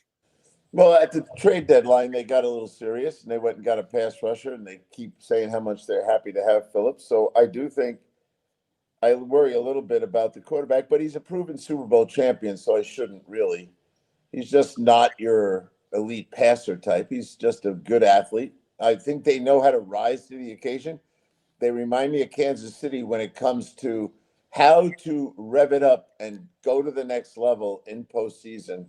And so they're experienced in that. But to your point about can you win either side of the ball, I would say Seattle's one of those teams. The Rams are one of those teams. And for me personally, so are the Detroit Lions. I do think they can get you. Maybe not to the same degree as everybody, but I think the Rams definitely can do that. And I have a lot more faith in Detroit, either side of the ball, than probably some. Pat, are you concerned about the Packers? What concerned me late in the game last night was not that they were losing and would ultimately lose, is that we're past a trade deadline. And I look at their, quote, weaponry, and they don't have any. They have Josh Jacobs, and they have the very unpredictable, inconsistent Christian Watson, and no one else that is going to intimidate any secondary. I'm not sure where their points are coming from the rest of the year. What do you see? I see the same philosophy that's been in Green Bay for a long time. They just aren't one of those teams like Philadelphia that's going to jump up and get guys to fortify the roster. They believe in the draft. Now, they went out and got Josh Jacobs, and he was the first guy you mentioned as someone who's a weapon. But ultimately, the Green Bay Packers believe that they can. First of all, I think they wake up and think our roster is good enough to win a Super Bowl. And that opening day win over Detroit really fortified their philosophy. But you're the man who loves trades, and you're the man who likes action. Have the Packers ever really surprised you?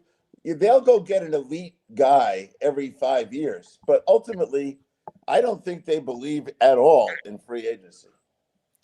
I'm trying to think the last time the Packers made a bold trade. They've made a few bold free agent signings. I'm going to date myself. I think they acquired John Jefferson from the Chargers in the early 80s, early in a season. It's really, I think, the last time they've made a bold. And I look at Green Bay, and Pat, I may lump the Bills in also. You look at the Bills' weaponry. It's Josh Allen, it's Cook at tailback, and then, quite frankly, it's just a bunch of guys. Well, but philosophically, they're different. They will go try to get guys, and Brandon Beane has done a lot of stuff in years past at the trade deadline. He'll go get free agents that he's had his really keeps him alive on the side until he needs them. But they're at least aggressive relative to the Packers. Packers, to me, this is our roster. We gave you a uniform. We're going to play you. And if the starter goes down, we're going to play the guy behind you. And it's been a long time since they've been in the big game. And sometimes we have an image of the Packers as one of the best teams, an elite team, if you will. But when you really start peeling it back, outside of that big surprise win in Dallas with Love a couple of years ago, what were they doing before that? And all I know is when I was walking out of that stadium after opening day, they were booking hotel rooms at the Super Bowl. And you could not tell. They get insulted and mad at me when I say after that game, that was a great game. You guys played great. It's a long season. They kind of think you don't like us or you hate us. You know, it used to be the Cowboy fan who used to say, you're a Cowboy hater. No, I'm not. I don't care who wins. I just watch and see, do you have what it takes to go the long distance, which is 17 games in a postseason run, and believe in your quarterback? I'll ask the two of you, do you believe in Jordan Love? No, I don't. No. I know David doesn't. No. So if you start with the quarterback and say, yay or nay, I like the quarterback, we'll say yes about the Rams. I'll say yes about Detroit. And then you can always get a surprise win out of Tampa. But ultimately, if you start with, I don't really think I believe in this quarterback, then you can might as well scratch them off. Because every time the three of us sit down at championship weekend, there's 4 teams left. There's usually the best 4 quarterbacks, or at least 3 of the top 4. So I don't see the Packers going the distance, but they believe in their system, and they're lucky in a nice small town. If you were trying to run that philosophy by New Yorkers, they wouldn't buy it. That doesn't mean the fans are right, but they have the luxury of no one challenges them up there. Well, it's interesting because the Jags kind of have that same treatment, although the local media went after them after this past game. I mean, that, Pat, I don't know if Jacksonville was going to do anything in the playoffs, but if they get the horse in the barn on Sunday, they might have been a playoff team. To me, the whole season disappeared in that fourth quarter against the Texans. Did you see Liam Cohen throw his headset at the end of the game? Mm-hmm. I thought he was going to kill an offensive assistant. He threw that thing down hard. That thing doesn't work anymore. I know that. So it goes right back to, what was the most revealing thing at the end of the game? Forget the fade.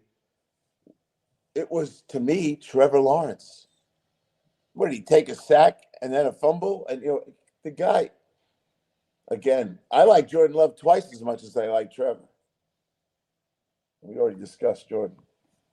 Well, a very prominent member, in fact, a few prominent members in Jacksonville have come out in the last 36 hours and simply said, pardon the pun, he's a Jag, just a guy. Someone's listening to our show. Yes, even in Jacksonville now, they're coming to the conclusion. Now, I will say, the quarterback's paid a boatload, but Josh Hines Allen's paid a boatload. Trayvon, since he got hurt, I mean, they ain't getting any sacks either. I mean, the quarterback can't make a winning play for them, and their most expensive defensive players can't get a quarterback on the ground and get a stop when they need to. I mean, they got they got real issues because those are the people they're spending their money on, and they ain't going to be cheap to get rid of. No, and I think maybe that's Liam's frustration. He's a very competitive guy. He was used to coaching Baker, who you'd never worry about that part of it. The game-winning drive guy, the 2-minute drill guy. So now he's got this guy with a gigantic salary who's got every physical credential you want. And when it was time to roll up your sleeves and compete, what did he do right? Wasn't it the first play of the third quarter? He threw a shallow cross interception. You go back and look at that play and forget the play. He threw the pick. We all saw it. Look at Trevor. It was like, oh, darn. What would Baker do in that moment? He'd be spitting nails. Nope. Well, Baker has to spit nails because, well, the Patriots took it to them. And I know that Tampa's banged up, Pat. I get it. No, the receivers are hurt. Running backs hurt. They got one of their linemen back. But what New England went and did, I was disappointed, one, that it sounded like a Patriot home game. But you have to give the Patriots and Drake May credit. They didn't have a lot of great plays, but the ones they had all counted. Oh, it's very impressive to see what Mike Vrabel's doing and how he's got the mindset of this football team. And they're doing it with a young quarterback. He's going to have a lot of hurdles to get all the way to the Super Bowl, but they're a good football team. And their win combined with Buffalo's ridiculous loss to the Dolphins probably is going to lock up the division for the Patriots. They have a 2-game lead and they beat them. Vrabel is not going to take his foot off the gas pedal. Back to David's comment, what's really in Buffalo? So I don't know. I always, once a week, I write down who I like for Coach of the Year, and then I count them up. At the end, I'm a voter, so then I count them up. And so Shane Steichen gets a few of the weeks for me. Mike McDonald got a few. Vrabel's got a couple right now in a row. And those 3 guys are leading my voting as I go through it. Other guys have dabbled in this stuff. McVay and Dan Campbell, of course, calling his own plays. Bill Cowher and I were laughing. Cowher did that. He said he lasted 1 week. He was so exhausted he had to stop. More with Pat Kirwan after this. Your roof is your home's first line of defense. At Pelican Roofing of Florida, Ronnie John and their team bring years of experience to protect what matters most, your family and your business. From residential repairs to large-scale commercial roofing, we deliver honest work, fair pricing, and quality you can trust. An upgrade on your roof can lower your insurance costs. Don't wait for a leak to turn into a disaster. Call the experts at Pelican Roofing today. 1-866-9-PELICAN. That's 1-866-9-PELICAN. Online at PelicanRoofingCompany.com. CCC 1332512. This year during Thanksgiving week, Fort Myers takes the national stage, hosting not 1 but 2 elite women's college basketball tournaments, the Fort Myers Tip-Off and Coconut Hoops, both featuring Power 4 teams and nationally ranked programs. Few places in the country can showcase this level of talent. We're proud that Fort Myers is one of them. Don't miss your chance. For tickets, go to visitfortmyers.com/basketball. Lee County, building a better community through business, sports, and tourism. American Paint Supplies, for nearly 30 years, is your one-stop shop for all your coating needs. If you are a designer, a contractor, a professional painter, or a weekend warrior, American Paint Supplies is the place where experts go to get expert solutions. At 6100 Shirley Street in Naples off of Pine Ridge, American Paint Supplies delivers the best solutions with the best products with the best support. Meet Gene and his team today at American Paint Supplies. Call 239-566-2700. That's 566-2700 or online at AmericanPaintSupplies.net. Let's talk the big differences between Floor Meisters and the big box store that sells flooring. Floor Meisters is family owned. They do flooring, not doors, nuts and bolts, or weed killer. They specialize in it. They know it. Floor Meisters backs their installer, so if there's ever an issue, good chance the boss, TJ, will come out and make it right. Floor Meisters prices beat the box stores every day of the week. When you think flooring, think Floor Meisters in Naples. FloorMeisters.com. Real people, real prices, real quality selection. The Floor Meisters, just keeping it real. This is Miller and Moulton.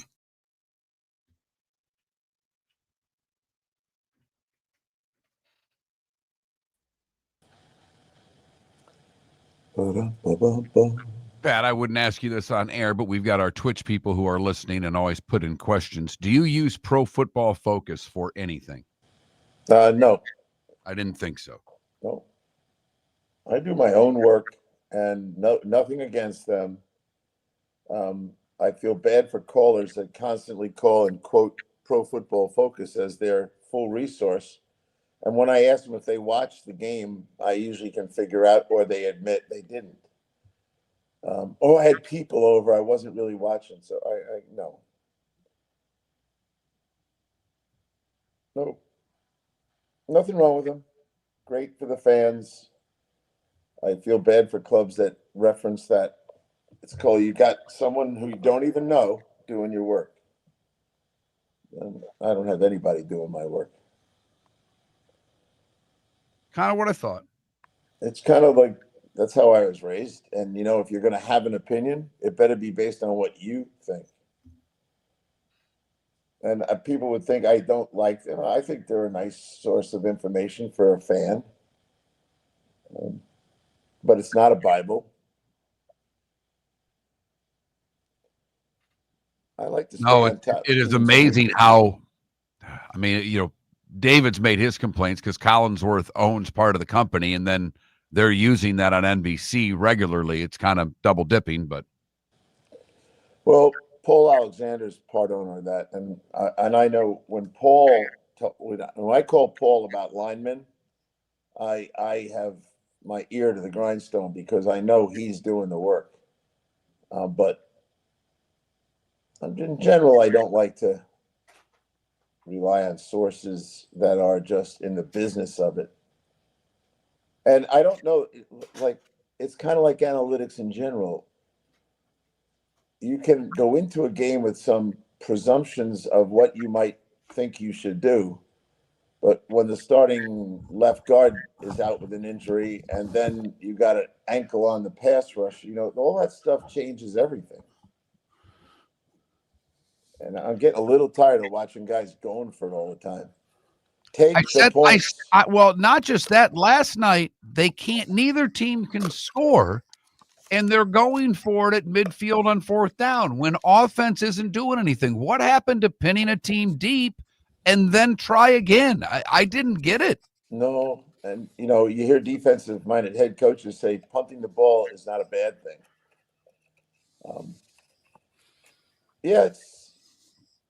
And the other problem with all this stuff, focus and analytics, is that the guy across the field, he has the same data you have.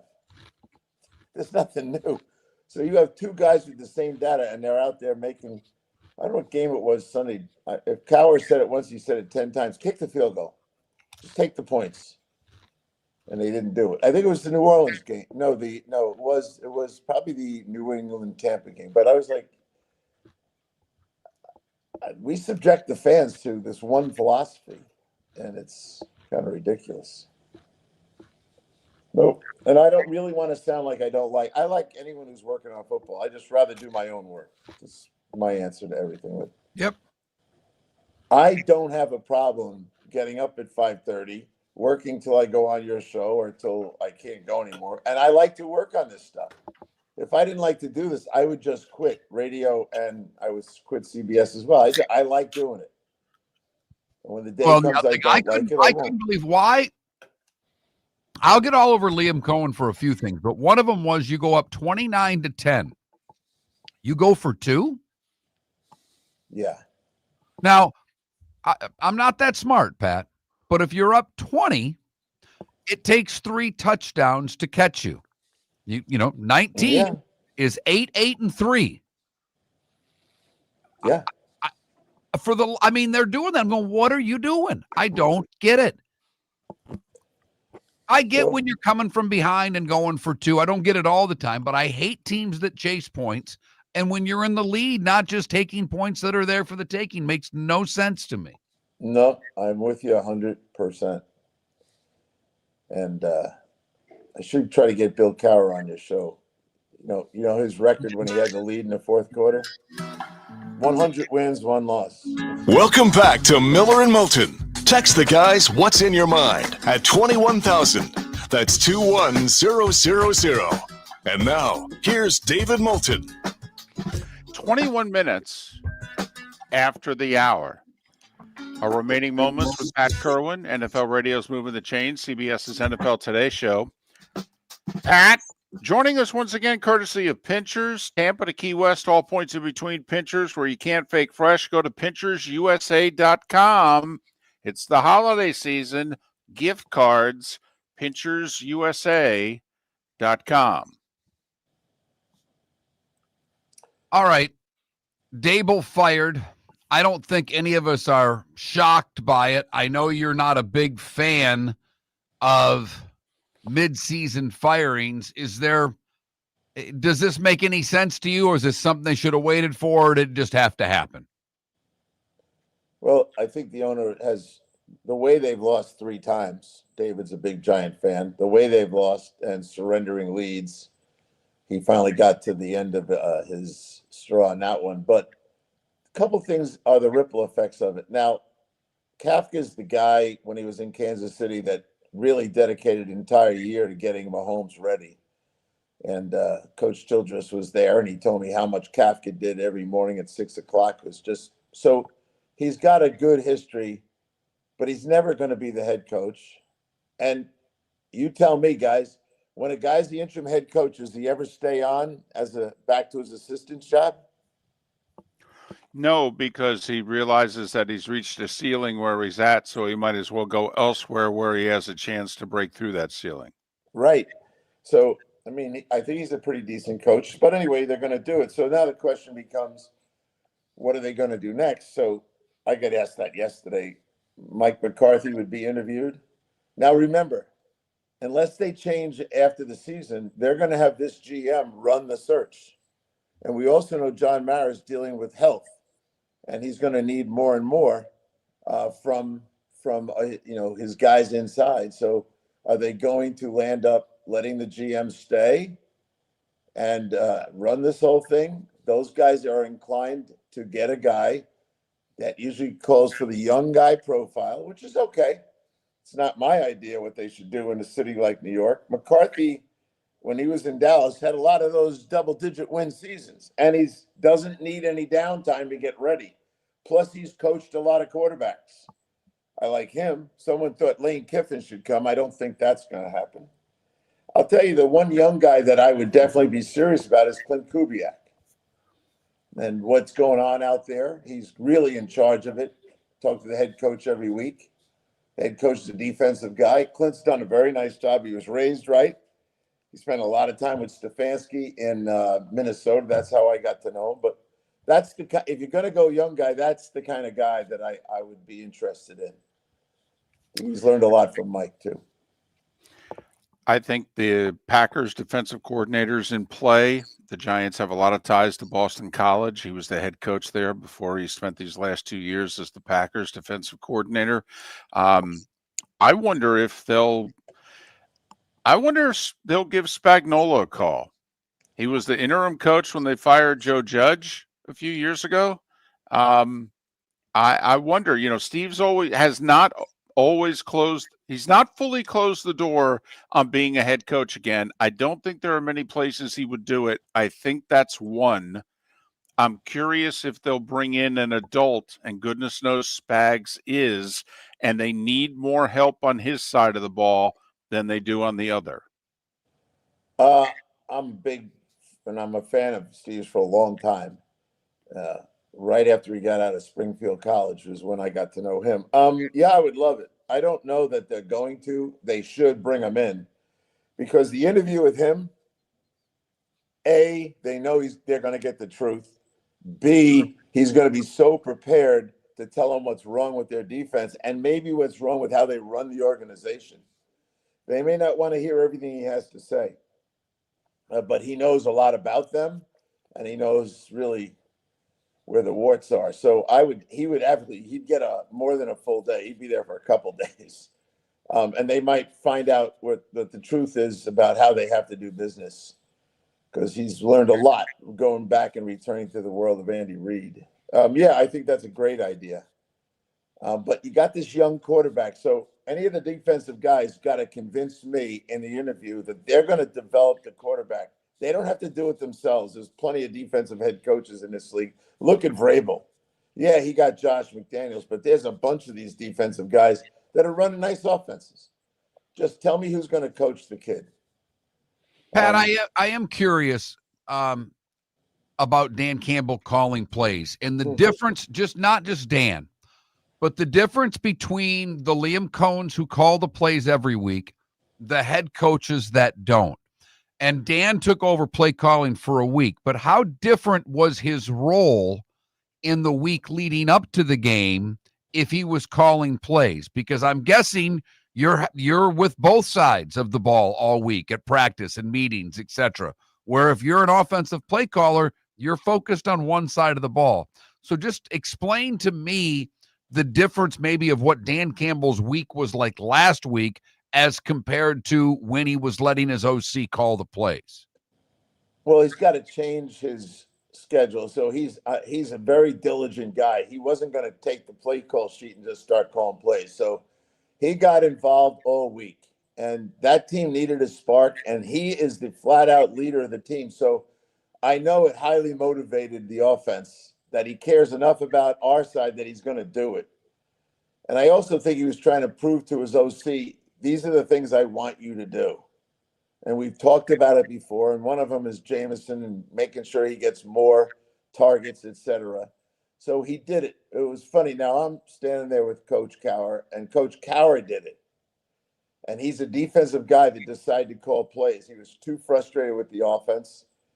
And he did it. And after 1 week, he said, I really can't do it. This is to your question, Mark. He said, I can't do this because I can't do the other things I do to stay on top of the whole game.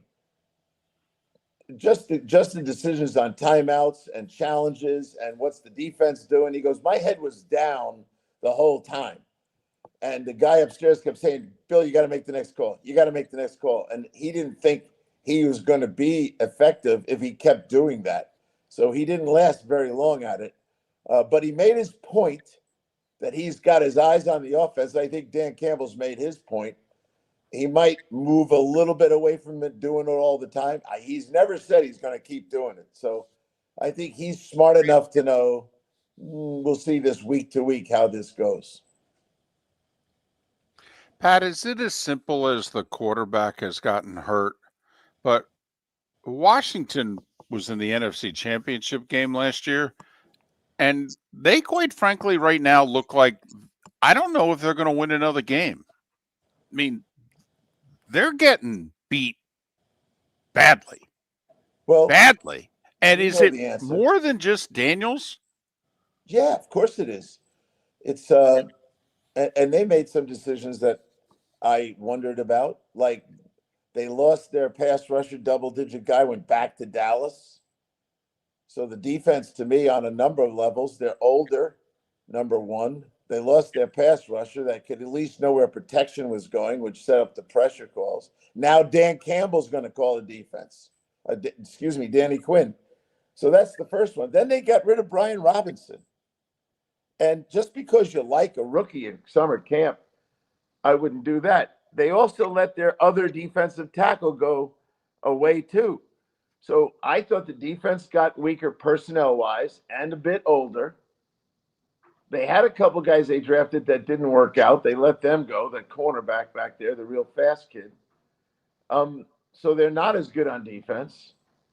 I don't think their depth at running. Right after they said goodbye to Robinson, Eckler got hurt.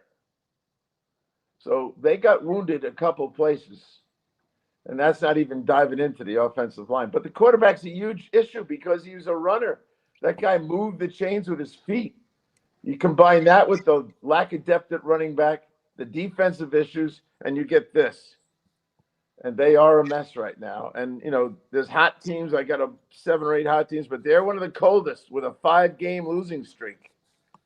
And maybe you're right about them not winning again. Now, don't they have to go to Madrid this week? Yep, to play the Dolphins. Absolutely. Dolphins could go on a little mini run here. He's Pat Kirwan on Miller and Moulton. Mini for sure. Let's talk the big differences between floor meisters and the big box store that sells flooring. Floor Meisters is family owned. They do flooring, not doors, nuts and bolts, or weed killer. They specialize in it. They know it. Floor Meisters backs their installer. So if there's ever an issue, good chance the boss, TJ, will come out and make it right. Floor Meisters prices beat the box stores every day of the week. When you think flooring, think Floor Meisters in Naples. Floormeisters.com. Real people, real prices, real quality selection. The Floor Meisters, just keeping it real. American Paint Supplies, for nearly 30 years, is your one-stop shop for all your coating needs. If you are a designer, a contractor, a professional painter, or a weekend warrior, American Paint Supplies is the place where experts go to get expert solutions. At 6100 Shirley Street in Naples off of Pine Ridge, American Paint Supplies delivers the best solutions with the best products with the best support. Meet Gene and his team today at American Paint Supplies. Call 239-566-2700. That's 566-2700 or online at AmericanPaintSupplies.net. Cape Coral Police Department is growing and they want you to be a part of it. They're hiring new officers. Starting pay is between $74,000 and $90,000 depending on your experience. And with a $10,000 hiring bonus, you can be making $100,000. Enjoy paid holidays, off-duty details, plenty of OT opportunities. They're also hiring dispatchers and professional staff. So go to CapeCops.com. CapeCops.com. Be brave, be best, be Cape. Your roof is your home's first line of defense. At Pelican Roofing of Florida, Ronnie John and their team bring years of experience to protect what matters most, your family and your business. From residential repairs to large-scale commercial roofing, we deliver honest work, fair pricing, and quality you can trust. An upgrade on your roof can lower your insurance costs. Don't wait for a leak to turn into a disaster. Call the experts at Pelican Roofing today. 1-866-9-PELICAN. That's 1-866-9-PELICAN. Online at PelicanRoofingCompany.com. CCC 13325. This is Miller and Moulton.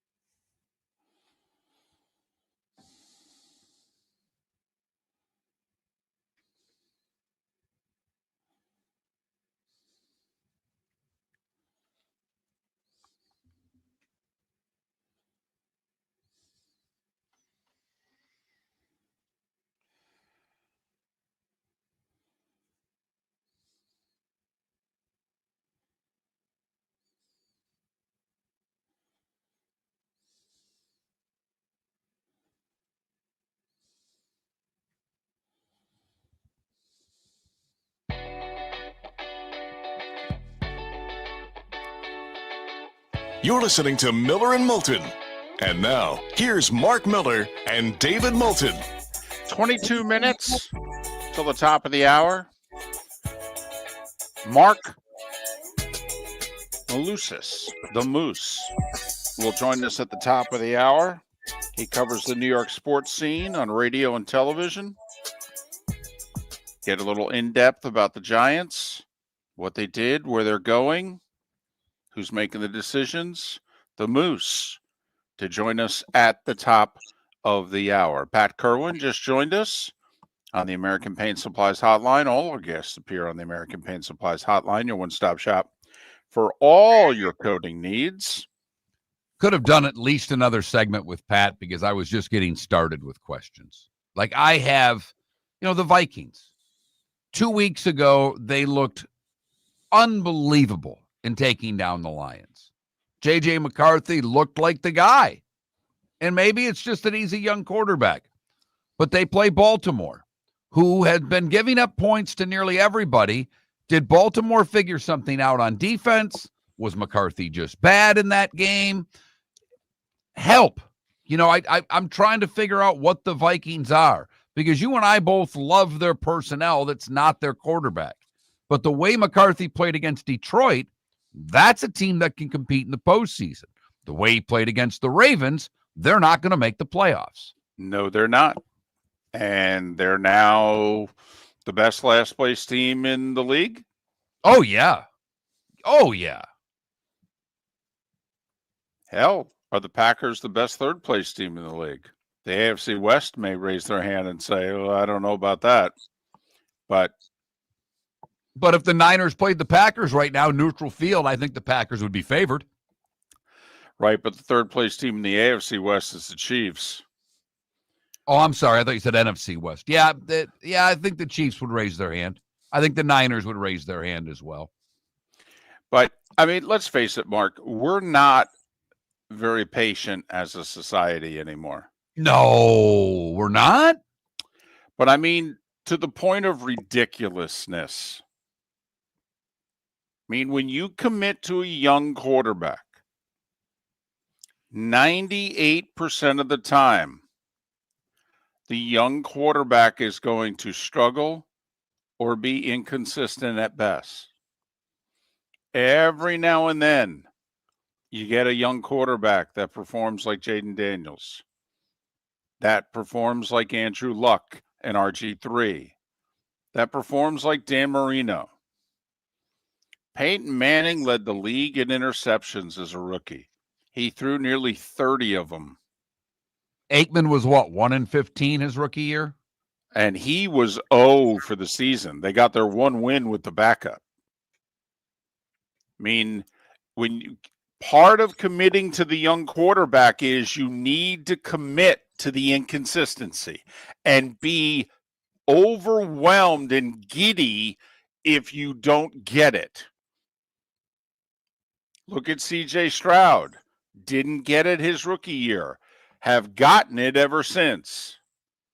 It's a very hard position to play. They're dependent on a lot of other people and coaching. And we as fans, and certainly we as media, we can't give them an inch. We can't understand it all. Like we were able to hit the ground running at our jobs at the highest level. And by the way, one of those young guys that's got it going on is the guy in New England. Man, he seems to have some touch with the deep ball. That's something that gets fans and media and everybody else excited. Right. Oh, by the way, Jets, Bengals, Giants, the next 3 for the Patriots. Bengals with Flacco. Although it's worth mentioning again, Joe Burrow returned to practice yesterday for the Bengals. He has to be activated within 21 days. He is planning on being activated and playing Thanksgiving night against the Ravens in 17 days from when he started practicing.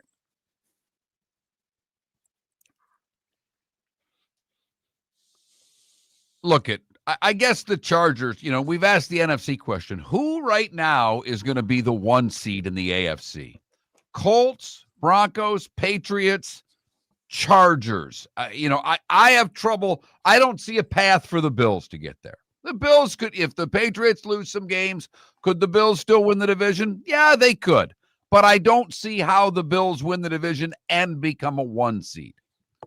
Colts, Broncos, Patriots, and I guess Chargers, because they're 7-3, only a game back of the Broncos. Like right now, I don't see, the Kansas City's not winning the division. They're not. They can make the playoffs, but they're going to have to do all this on the road this year. They're going to be a wild card team if they get in.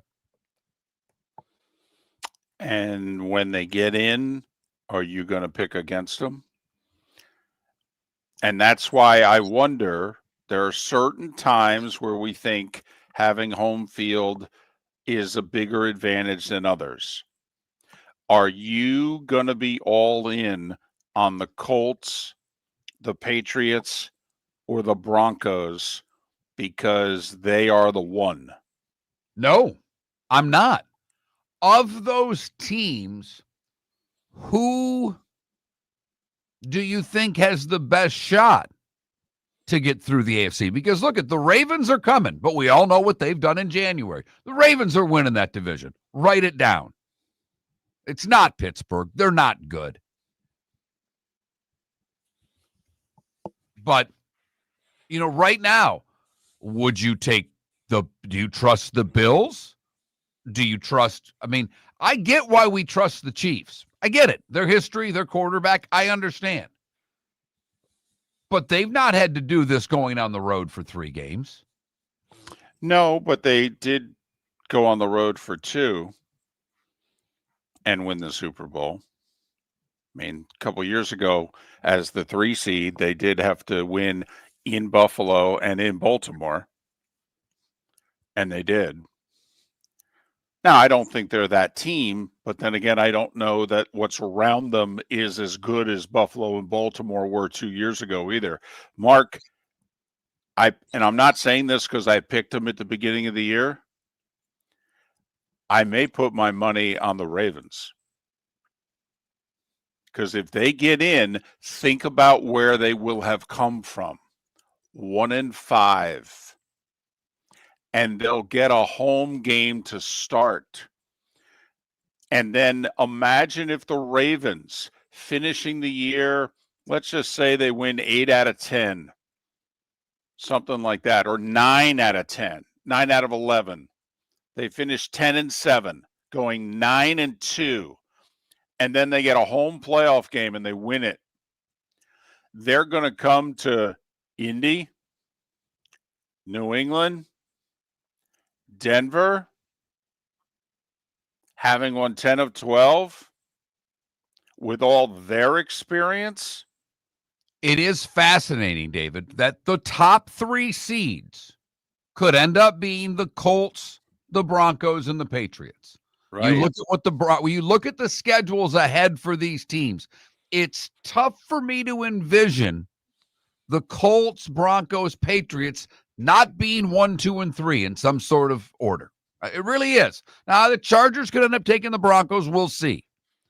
But with what's ahead of them, I can see these being the top 3 seeds. And yet, if the Ravens win the division, which I think they will, if Kansas City gets into the playoffs, which I think they will, it'll be fascinating because I think the odds to win the AFC Championship, the favorites will be a division winner in Baltimore and a wild card team in Kansas City. Imagine you're the 2 seed. Pick whichever team you want it to be, Mark. Congratulations. You've gone 12-5. Hell, you may have gone 13-4. What a season. Great job. Your reward is Mahomes and the Chiefs. Who you picking? Chiefs, Colts in Indy. Chiefs, Pats in New England. Chiefs, Broncos in Denver. In mid-January. By the way, the current odds to be the AFC conference winner. The Chiefs are 3-1. The Bills are 4.5-1. The Colts are next at plus 475. The Ravens at 7-1. The Pats at 7.5-1. The Broncos at 8-1. Chargers are next at 12-1.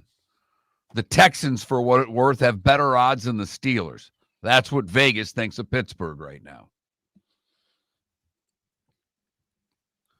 So you're right. I mean, people will be picking the Chiefs, and it will be an upset. Even at home, I don't think, Denver gets the one. They end up in the AFC Championship game against Kansas City, which I don't know if that will even be possible with the way seedings go.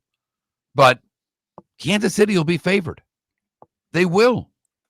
Now, that could change. They get to play twice. They play this week. We'll see. Maybe there'll be distance put between Denver and the teams in that division. Now, I will say, of the Colts, Broncos, and Patriots, I would rank the defenses Denver, New England, Indianapolis. So therefore, of those three teams, I think I would give the Broncos the best chance of going farther or the furthest, because I do think they're the best defensive team of the unproven commodities in the AFC. I know what you're saying, and I know why you don't trust Daniel Jones. But to me, it's tough. I get the Broncos defense, and you're right. But from a complete offensive standpoint, the Colts, to me, are better than the Patriots and better than the Broncos. They have a running back that right now, if we were doing this fairly, would win the MVP. They have a legit number one receiver. They have a tight end that's a weapon. They have a second receiver that's pretty damn good. And their defense is top 10 in the league in allowing points. And they also don't let you run against them. So they can make you one-dimensional. So I don't know. I get what you're saying from a defensive standpoint. But when I put the whole thing in there, I'd put the Colts slightly ahead of the Broncos and the Patriots right now. They're all really close. And I just have it in my head right now. And I had a huge man crush on this team 6 years ago. And I was pounding the table every week going, folks, they're going to be the one seed. They're going to be the one seed. It's all going to line up where everybody's going to have to go through Nashville. And don't be surprised if they make the Super Bowl. And do you know what happened at the end of the day? Ryan Tannehill. Right. And they had Derrick Henry. And they had gone to an AFC championship game 2 years earlier. They had playoff experience. The quarterback was the guy with the wins the 2 years previously. And they had it all in front of them at home. And they screwed it up. And I'm sorry. Daniel Jones has a lot of Ryan Tannehill in him. No doubt. But I don't think in the postseason that Bo Nix or Drake May are going to beat you with their legs. I don't. And they've both shown, and I think Nix more than May this year, showing inconsistency. He's been unbelievable. Well, he got off to a slow start. I mean, Geno Smith outplayed him week one. But yes, took him a couple games, and then they got untracked, and he's been really good. I think the defense is better, quite frankly. I actually think their running back depth is better. But, yeah, they're the best coach team of the bunch, and that includes Sean Payton, who's won a Super Bowl. And goodness knows I've got a little bit of a crush on Shane Steichen. But yeah, I'll take Vrabel. Amongst those three, I'll take Vrabel. So our poll question's about the NFC, even though we just talked a lot of AFC there. Who has the best chance of representing the NFC in the Super Bowl? Right now, you think it's the Rams by an over 2-1 margin over Philadelphia. Seattle third, Detroit barely on the page. That Mark Miller, the David Moulton, Miller_Moulton to vote. We will switch gears and talk about what happened in New York with the Giants. Marc Malusis is next on Miller and Moulton. Thanks for listening. Your roof is your home's first line of defense. At Pelican Roofing of Florida, Ronnie John and their team bring years of experience to protect what matters most, your family and your business. From residential repairs to large-scale commercial roofing, we deliver honest work, fair pricing, and quality you can trust. An upgrade on your roof can lower your insurance costs. Don't wait for a leak to turn into a disaster. Call the experts at Pelican Roofing today. 1-866-9-PELICAN. That's 1-866-9-PELICAN. Online at pelicanroofingcompany.com. CCC 1332512. Let's talk the big differences between Floor Meisters and the big box store that sells flooring. Floor Meisters is family owned. They do flooring, not doors, nuts and bolts, or weed killer. They specialize in it. They know it. Floor Meisters backs their installer, so if there's ever an issue, good chance the boss, TJ, will come out and make it right. Floor Meisters prices beat the box stores every day of the week. When you think flooring, think Floor Meisters in Naples. Floormeisters.com. Real people, real prices, real quality selection. The Floor Meisters, just keeping it real. Marc Miller for Sleep Treatment Direct. They are helping me with sleep apnea. And by helping me, I mean curing me. No more CPAP machine. No more snoring. No more tossing. No more waking up exhausted. Their expert team got me the right treatment, fast and hassle-free. If you want to feel energized and get rid of your snoring, call Sleep Treatment Direct today. 444-1741. That's 239-444-1741. Sleep Treatment Direct. Sleep safe and sound. Think we only fix windows? Think again. Your local Glass Doctor Home and Business does so much more to upgrade your home. We custom build stunning shower and bath enclosures, install sleek glass doors and windows, and can bring fresh life to foggy or cracked panes. Need a glass tabletop or a statement mirror? Yep, we do that too. If it's glass and it's in your home, we're the team to call. Call the Glass Doctor, we fix your pains. Oh yeah. Football season is back and celebrate your game day with Jimmy the Beef Guy. We're talking tender, juicy Chicago beef sandwiches. Whether your party's for 10, 100, or 200, bring game day to your house with Jimmy the Beef Guy. The catering packages come with the beef, the gravy, the peppers, the bread, everything you need. 2 convenient locations, Fort Myers and Bonita Springs. Skip the ordinary and bring the beef. Jimmy the Beef Guy, Chicago flavor, Southwest Florida style. Call today or visit jimmythebeefguy.com. Tell him Miller and Moulton sent you. For over 50 years, the Nolan family has been dedicated to protecting local families. Nolan Family Insurance is a second-generation independent agency that specializes in home, flood, auto, and boat insurance. They take the time needed to explain your coverage options and answer your questions so you can make an informed decision that's right for you. If you're looking for an agency that treats you like family, call 941-639-1122 or go to nolanagency.com. That's 941-639-1122 or nolanagency.com. This is Miller and Moulton.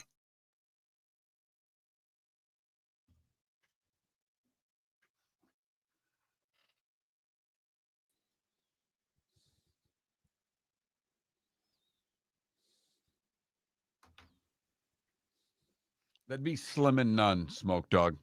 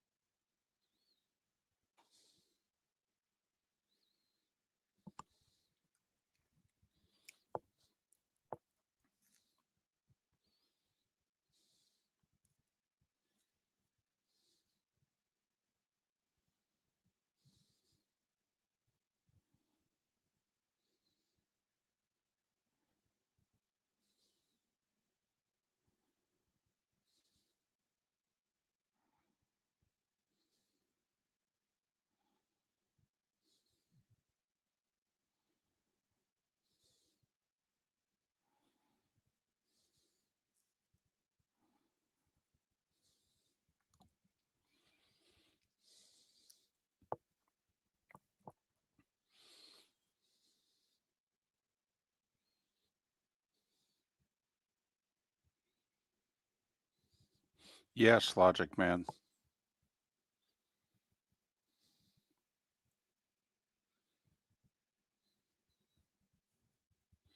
Yep. Don't overthink it.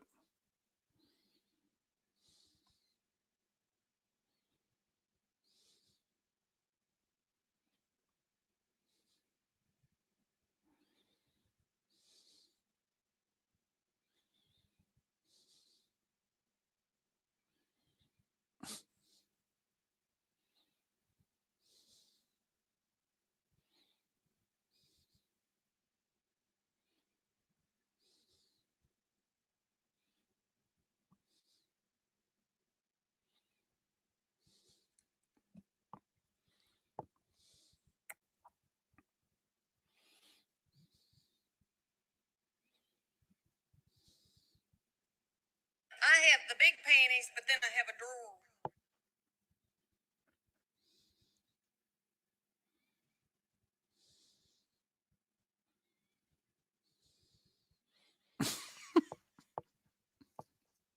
Mm.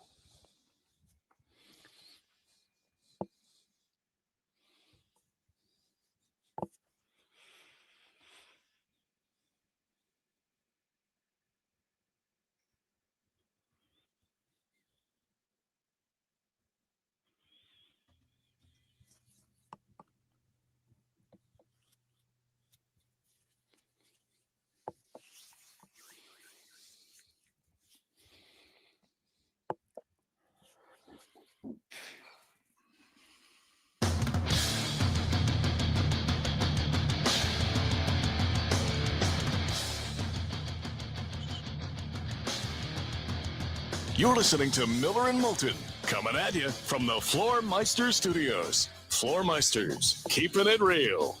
And now, here's Marc Miller and David Moulton. It is the bonus hour, the Diamond District bonus hour on Miller and Moulton, millerandmoulton.com, Miller_Moulton on X. And joining us on the American Paint Supplies hotline, they call him affectionately Moose. First, it was Mike Musina. He patiently waited his turn. It's Marc Malusis, PIX Channel 11 in New York, WFAN on the radio. You can follow Marc with a C on X at Marc Malusis, Malusis. Marc, it's David and Marc. Thanks for doing this. How are you? Good morning, gentlemen. How are you guys? Well, we're fine. Let's get to it. Did they have to fire Dable? Yes or no? I just think it was just time. I think they get a look at Kafka to see if he potentially could be an answer. Final 7 games of the regular season for them over the final 8 weeks of the year. So I think that's a look, and I think it just had run its course. The blown leads in the fourth quarter. I think the fact that Dart, wasn't hammered home, getting down, suffered a concussion in that game against the Chicago Bears, which knocked him out of that game.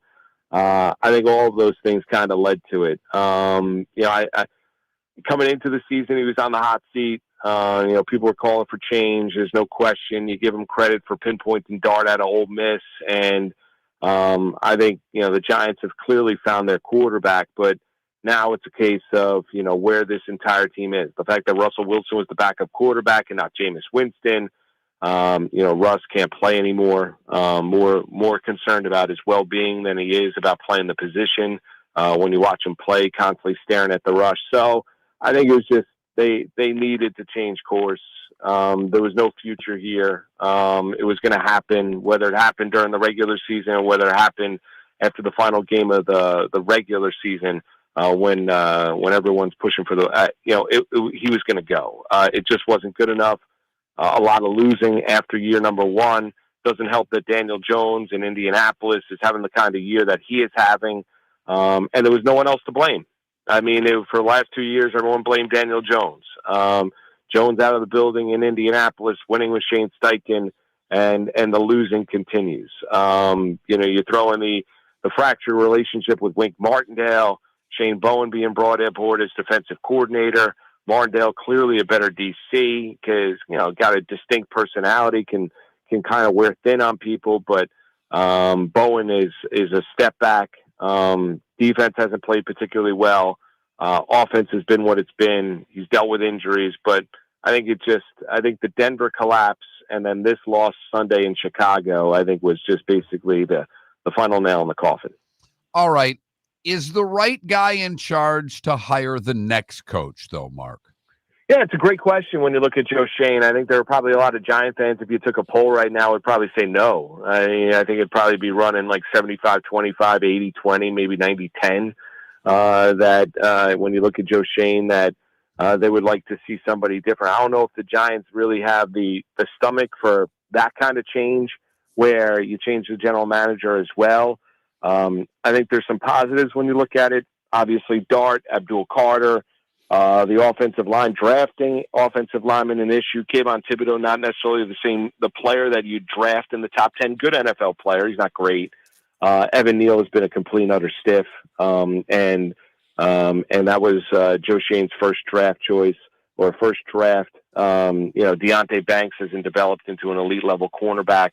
They hit on Malik Neighbors, hit on Cam Scadaboo, hit on, Jackson Dart. There's been some others, Tyler Nubin, Drew Phillips. I think I came into the year thinking that the head coach was more on a hot seat than the general manager. And I don't think that necessarily has changed. Is that the right call?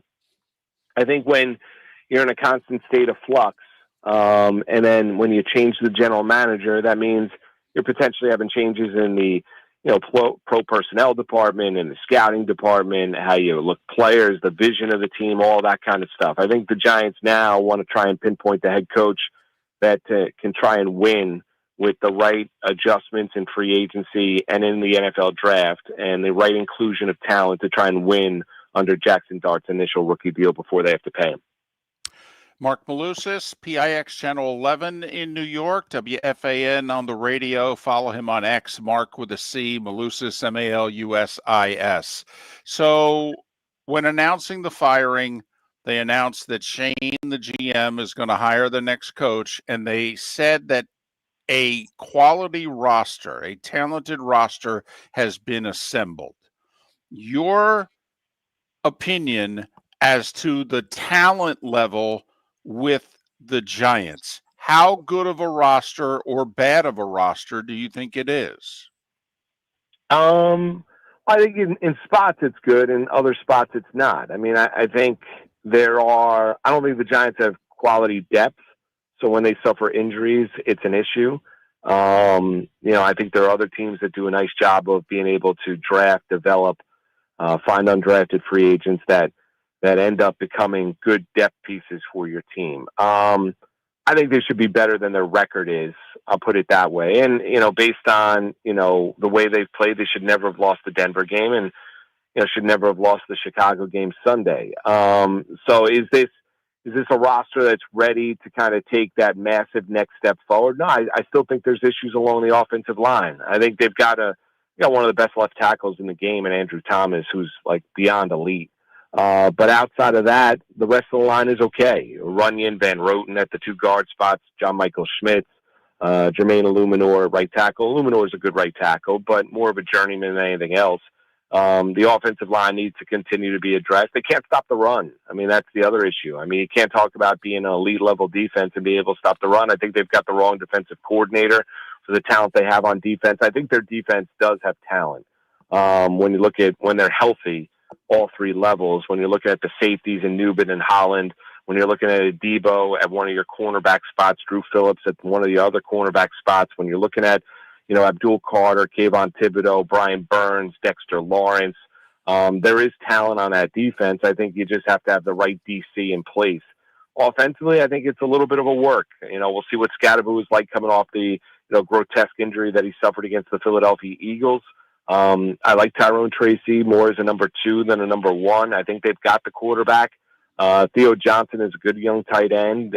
Drops have been an issue for him, but as the old adage says in football, regardless of level, it doesn't matter whether you're playing, high school football, college football, NFL football. You got to win up front, and the Giants don't win up front.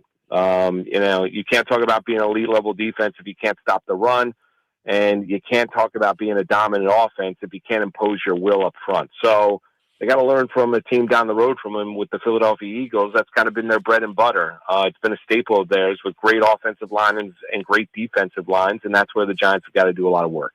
I wouldn't say it's overall a tremendously talented roster. I think that what they're buying into and what John Mara and Tisch and the decision makers with the Giants are buying into is the vision of Joe Shane, and he's going to be given a little bit more time here. Now, we'll see exactly who they bring in as head coach, but there will be a tremendous amount of pressure for that hire to be the right hire, because if it's not, then they will clean house. Well, that's, Joe Shane, obviously they've told everyone he's going to make the decision. If this weren't the New York Giants, and I get New York and all the things that go with it, if it were, I don't know, this same roster in Indianapolis, how attractive would this job be to an incoming coach? Yeah, it's a good question. I think Dart makes it attractive. I mean, I think and listen, Dart's real. I firmly believe that. I don't think this was a mirage or anything like that. Now, he needs to play smart. He can't take the hits that he's taken. Everybody was saying it. It was just a matter of time. I think he's been evaluated 4 times for concussions. It's not sustainable. So you got to go out there and protect the asset. That makes it attractive, because that's the almighty search. When you look at it, yes, it's New York. Yes, it's a cornerstone franchise of the National Football League, a proud franchise. They've been to 5 Super Bowls. They've won 4 of them. They've been in some dark days as of late.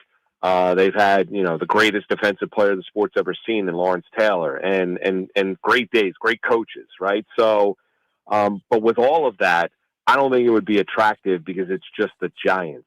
I think it'd be attractive because it's Dart. And I think when you have that young quarterback, I don't care where you're playing, whether it be New York, Florida, California, Texas, it doesn't matter. If you have any coach that looks at him and says, well, I think I've got the quarterback that I can win with, that makes that job attractive regardless of city or location. Who do the Giant fans want?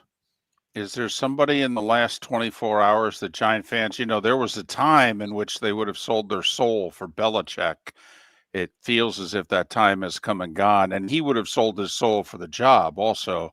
I'm just curious, is there somebody, Mark, that you sense the fan base wants? Yeah, I think, the name that gets thrown out there is Gruden, because of, some of the videos when he was doing his quarterback school with Barstool of the stuff and, how big of a fan he was of Jackson Dart. And I think Gruden can coach, but there's a lot that comes along with that hire. I don't think he's a great player personnel guy. I think you saw that out in Vegas with some of the decisions that they made, whether it be in free agency or the NFL draft when he was teamed up with Mike Mayock. But, from a coach, that's the coach that I think a lot of Giant fans have kind of thrown out there. Do I think that's the place they go? Probably not. I mean, I don't. I mean, I think in this scenario, do you gamble? You want to bring somebody in that's got experience. The other name that's been thrown out there, Mike McCarthy. I'm not necessarily sure that would be the hire. I would go down the road too. I don't think there's that sexy name. I think the gamble though now is, or the concern you have is, do you bring in somebody that, is inexperienced, from an NFL head coaching, and then it's a gamble, because there have been great coordinators. There's been great assistants, that don't necessarily turn out to be great head coaches. And this has got to be the right hire, because now the clock is ticking. Because, as you know, in the salary cap world in the National Football League, you want to win. When you find that young quarterback, you want to try and win under that initial rookie deal. Now, why is that case? Because you're not paying him. He's playing at elite level, conceivably, but you're not paying him elite level money. You're not paying him $35, $40, $45 million a year. And then you can use that money as expenditures in other areas to improve your team and build your team and try and win under that initial rookie contract. So the clock is ticking. It's got to be the right hire. I would think it's got to be somebody with some sort of head coaching experience. Okay. I don't know if Joe Shane and the Giants really have the stomach to gamble on somebody that is inexperienced in being a head coach. Marc Malusis, WFAN PIX in New York. American Paint Supplies, for nearly 30 years, is your one-stop shop for all your coating needs. If you are a designer, a contractor, a professional painter, or a weekend warrior, American Paint Supplies is the place where experts go to get expert solutions. At 6100 Shirley Street in Naples off of Pine Ridge, American Paint Supplies delivers the best solutions with the best products with the best support. Meet Gene and his team today at American Paint Supplies. Call 239-566-2700. That's 566-2700 or online at AmericanPaintSupplies.net. Got a cracked window or foggy glass? Don't wait for the next storm to make it worse. Your local Glass Doctor Home and Business is just down the road and ready to help. From leaky frames to shattered panes, we've got the tools and the know-how to get your home or business storm ready. With flexible scheduling and our done right promise, you'll be in good hands. So before or after the weather hits, call your neighbors at Glass Doctor. Glass Doctor, Glass Doctor. Call the Glass Doctor. We fix your pains. Oh, yeah. Let's talk the big differences between Floor Meisters and the big box store that sells flooring. Floor Meisters is family owned. They do flooring, not doors, nuts and bolts, or weed killer. They specialize in it. They know it. Floor Meisters backs their installer, so if there's ever an issue, good chance the boss, TJ, will come out and make it right. Floor Meisters prices beat the box stores every day of the week. When you think flooring, think Floor Meisters in Naples. FloorMeisters.com. Real people, real prices, real quality selection. The Floor Meisters, just keeping it real. Your roof is your home's first line of defense. At Pelican Roofing of Florida, Ronnie John and their team bring years of experience to protect what matters most, your family and your business. From residential repairs to large-scale commercial roofing, we deliver honest work, fair pricing, and quality you can trust. An upgrade on your roof can lower your insurance costs. Don't wait for a leak to turn into a disaster. Call the experts at Pelican Roofing today. 1-866-9-PELICAN. That's 1-866-9-PELICAN. Online at PelicanRoofingCompany.com. CCC 13325. This is Miller and Moulton.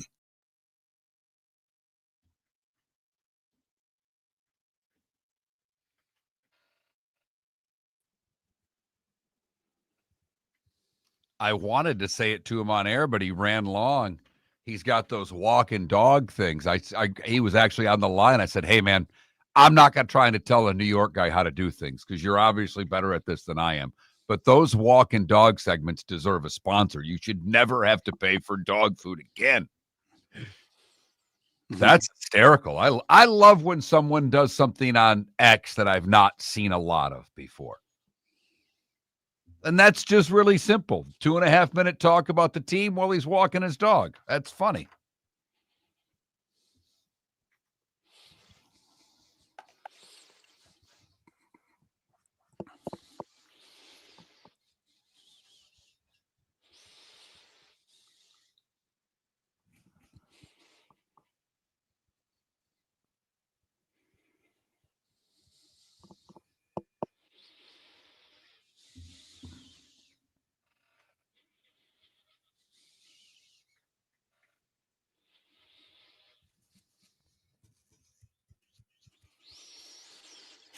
Well, Left Twix, you're asking the wrong. I've not had a ton of soft shell crab. When I've had soft shell crab, it's usually like fried or whatever, and it's fine.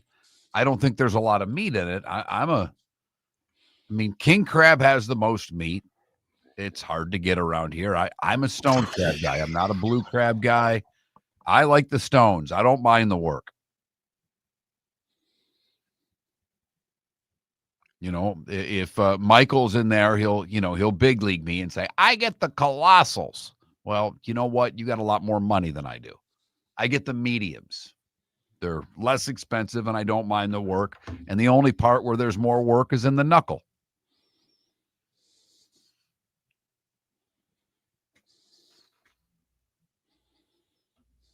Although apparently from what I've been seeing online, it's been like a a jumbo year. Like the crabs are bigger this year than in years past.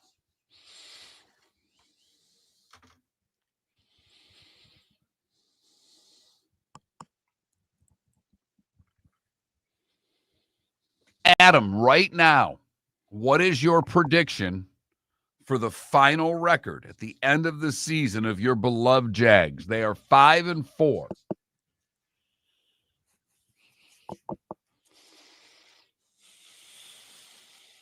Where is J&C, Smoke Dog? Nothing. For when I eat stone crabs, nothing. No cocktail sauce, no butter, no thing. Just crab. I'll make the mustard sauce like Joe's Crab does in Miami, but I just put that out there for other people.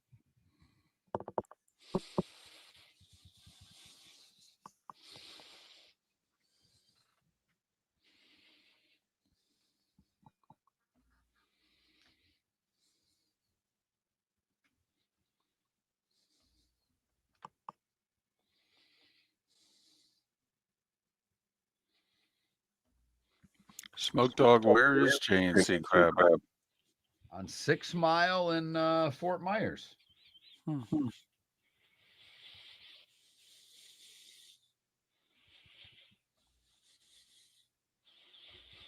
Colonial across from Walmart. Okay.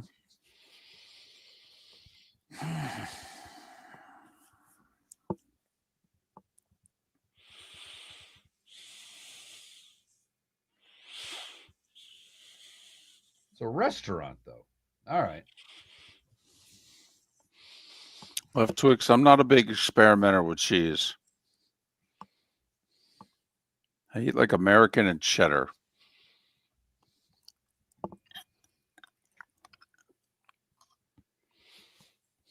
I think Skip One does a great job too, Logic Man. What? What? Seed to table BOGO stone crabs? What the hell's going on? Is that for everybody or just veterans? Because there are a lot of specials today that are just for veterans.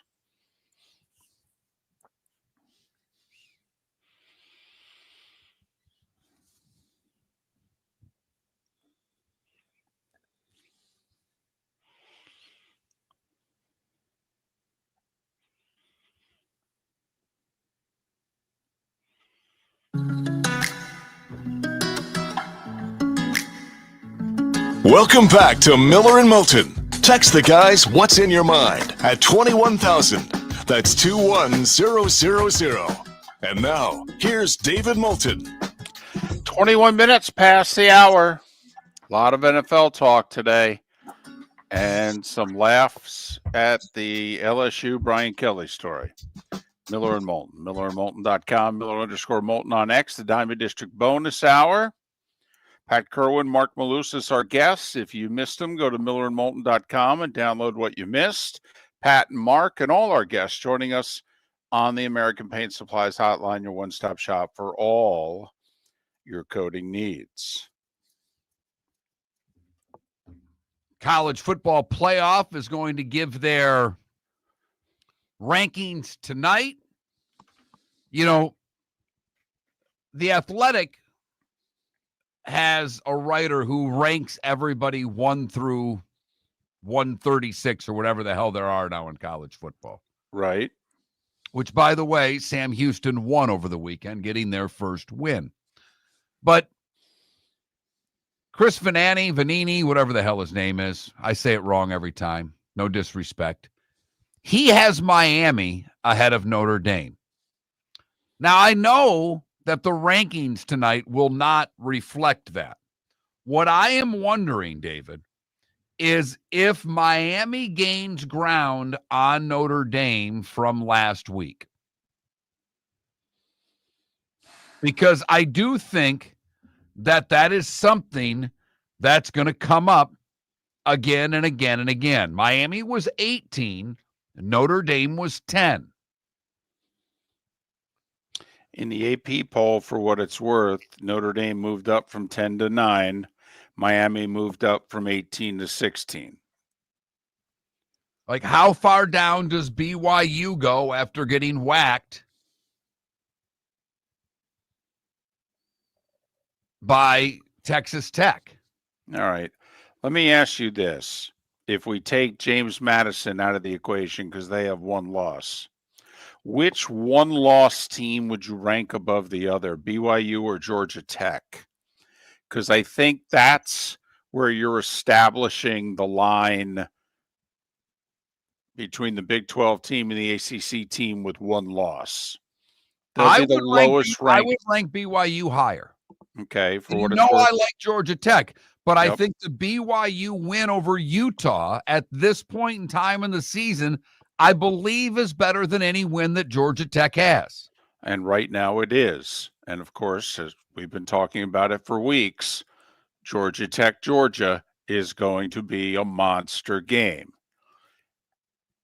Did you hear what Greg Sankey said? And I'm not changing the subject. Okay. I'm just coming around to a point I wanted to make. Did you hear what Sankey said yesterday? I did not. Enlighten us, please. He was speaking and he was at an event, and Sankey said he truly believes that, first off, there should be no automatic bids,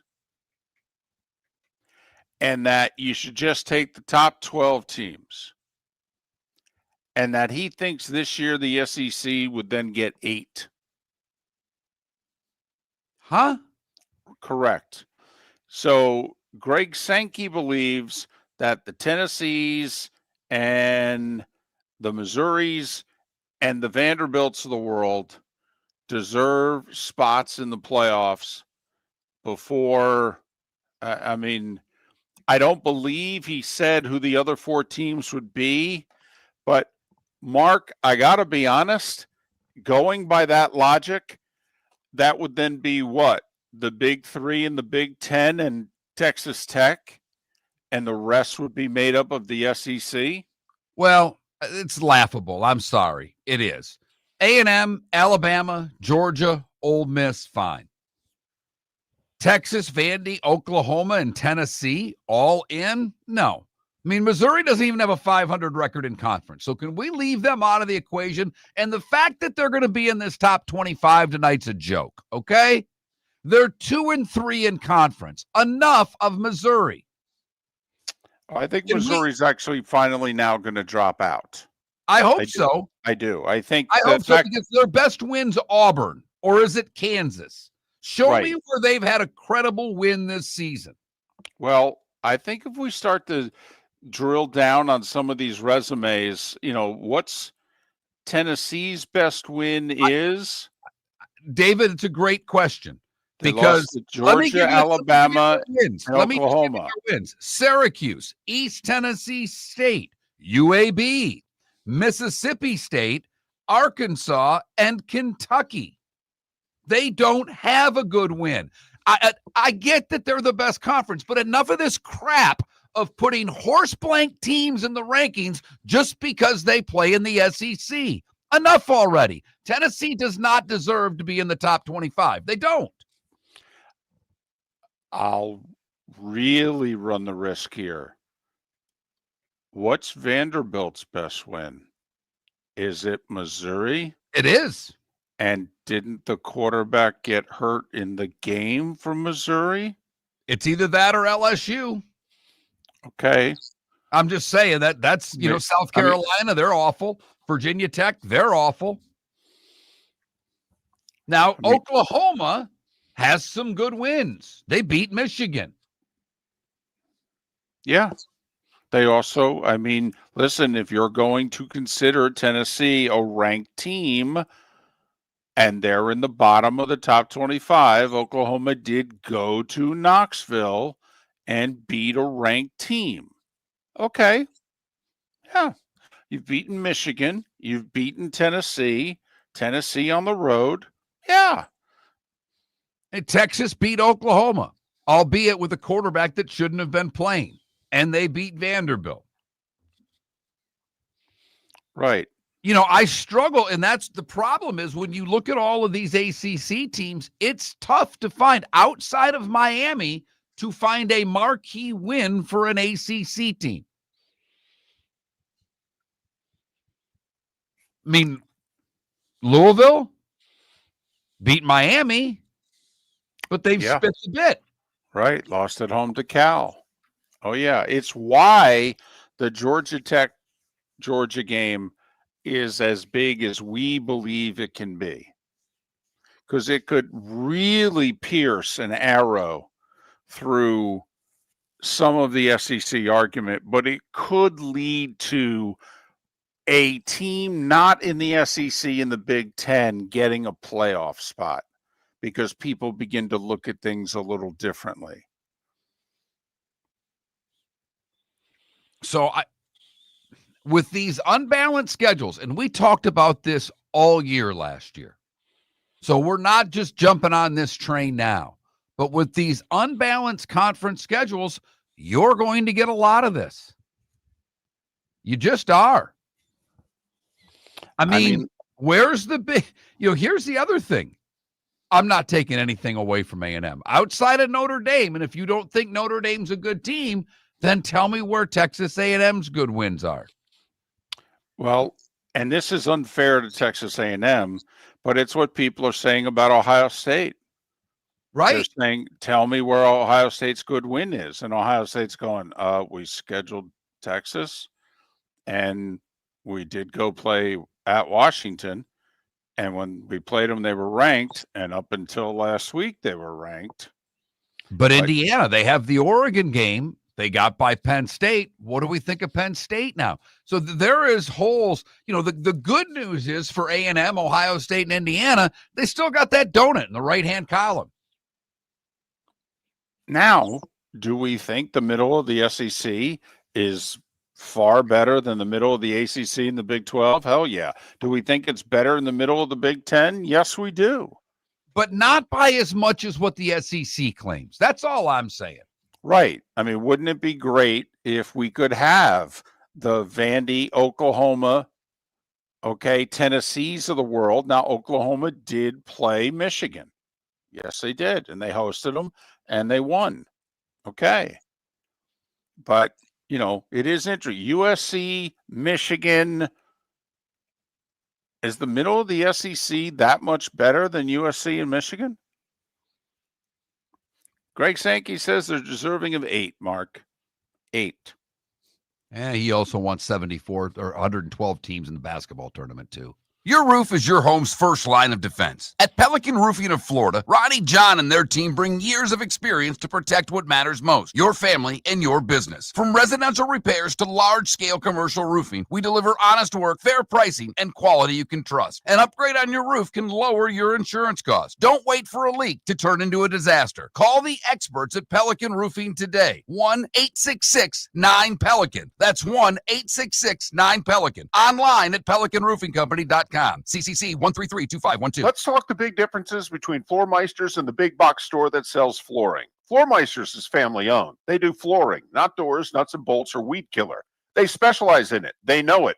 Floormeisters backs their installer. So if there's ever an issue, good chance the boss, TJ, will come out and make it right. Floormeisters prices beat the box stores every day of the week. When you think flooring, think Floormeisters in Naples. Floormeisters.com. Real people, real prices, real quality selection. The Floormeisters, just keeping it real. Marc Miller for Sleep Treatment Direct. They are helping me with sleep apnea. And by helping me, I mean curing me. No more CPAP machine. No more snoring. No more tossing. No more waking up exhausted. Their expert team got me the right treatment, fast and hassle-free. If you want to feel energized and get rid of your snoring, call Sleep Treatment Direct today.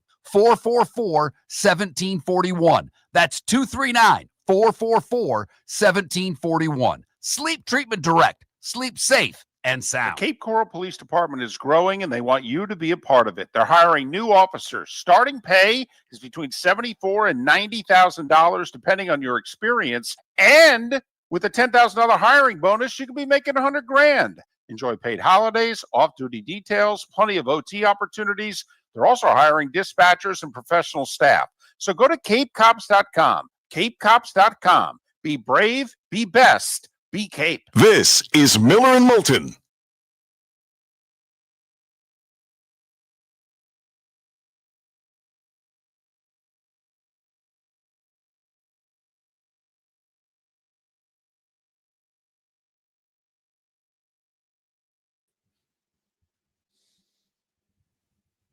All right. I got a little bone to pick here. So I appreciate whoever it was that put that Pogo Stone Crab thing up. So I called Seed to Table, and I asked them. And they said, come on down and find out. And I said, now, I'm driving from Estero. Do you think you could let me know before I make the trek? And she said, I'm not denying it. So I don't know if I was talking with Mike McDaniel or Seed to Table there.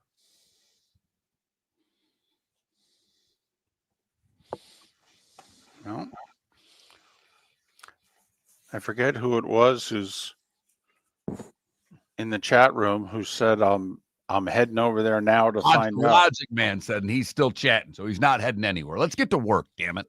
Can you guys help out?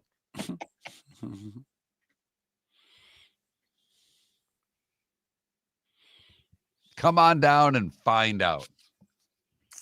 But I'm not denying it, I think, is a tell. And I agree. That was well done by her.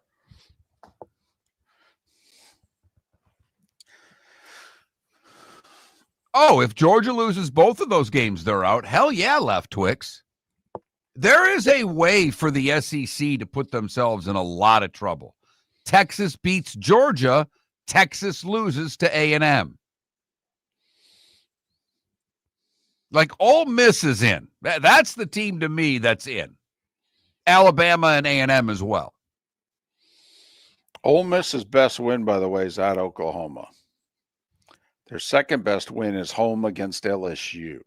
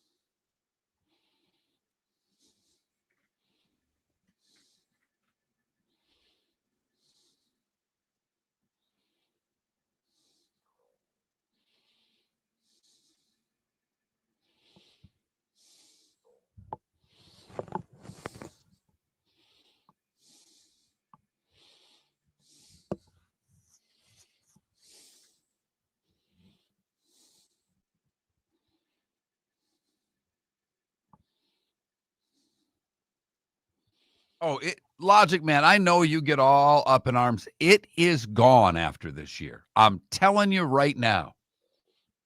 What's that? The tush push. Yeah, that was. Yeah, it is. The commissioner wants it gone. He'll get it.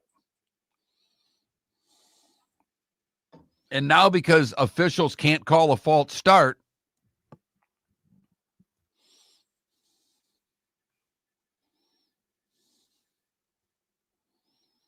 I think the Big 12 gets 2 if BYU can play Texas to even. See, that's 3 losses. No, that's 2 losses. If they lose to Tech again, close in the Big 12 championship game, if they beat them, they're both in.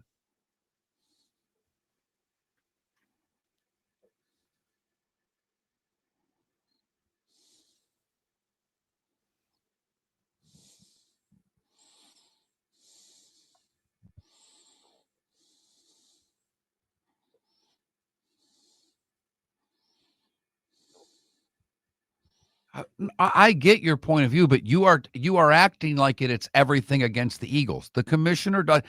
David hated this play before it ever became a controversy, by the way. He's been saying it before anybody else. And I think you know my respect for the Eagles. Welcome to the bonus hour, brought to you by Jason and Todd at the Diamond District.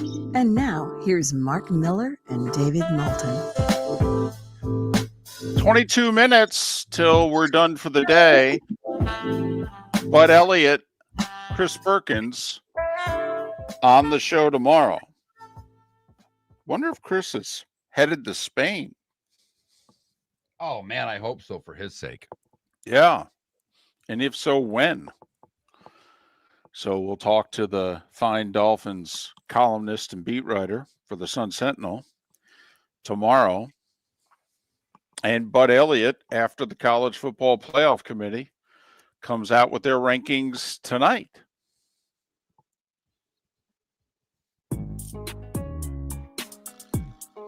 It's that time again, nearing the end, but not quite there yet. Here's Marc Miller with Today Was the Day When. We start today in 1620. The Mayflower Compact is signed by the Pilgrims at Cape Cod, establishing the first framework of government in the territory that is now the United States. 1918, the 11th hour of the 11th day of the 11th month. The World War I treaty is signed. 1921, that is. President Warren G. Harding, you never go back to that administration, David. He dedicates the tomb of the unknown soldier at Arlington today. 1926, Route 66 is established from Chicago to Santa Monica, spanning 2,448 miles. Today in 57, Sun Records released Great Balls of Fire by Jerry Lee Lewis. It sells 1 million copies in the first 10 days. I find that remarkable because there's no way they were ready to press that many records in 57. Like, they had to be working overtime to get that many records pressed that quickly. Agreed. Today in 1971, Rolling Stone magazine publishes Hunter S. Thompson's Fear and Loathing in Las Vegas articles. A savage journey to the heart of the American dream. It is something if you've never read it. Well, he had a lot of toe tapping in him at times. It's fantastic. With Dr. Gonzo on a massive drug bender through the desert, evading police paranoia and a ridiculously expensive room service bill. Today in 1978, the General Lee made the jump. 16 feet high, 82 feet long. It made TV history on the set of The Dukes of Hazzard. There were 300 different General Lees that appeared in the series. But the first one was the only one to play a part in every episode, and that jump over the squad car ran during the opening credits. 1981, Fernando Valenzuela becomes the first rookie to win a Cy Young. 1994, the horror film Interview with a Vampire was released. Brad Pitt, Christian Slater, Tom Cruise. And in 2008, Swifties started getting into it. Her second album, Fearless, was released. It would win, Album of the Year, Grammy Album of the Year, a bunch of stuff. George Patton and Jonathan Winters would have celebrated birthdays today. Warner Wolf is 88. Let's go to the videotape. Wonder if he's playing pickleball today. Fuzzy Zeller's 74. Demi Moore, 63. Leonardo DiCaprio is 51. And Ladd McConkey is 24. Probably the same age as Leo's current girlfriend. What did I miss, David? I was just going to say that. That is so well done by you. So well done. One thing on this Veterans Day. It was on this day 83 years ago that Congress lowered the draft age to 18. They also... Of course, none of them were anywhere near draft. They raised it to 37, though, so a couple of them maybe could still get drafted.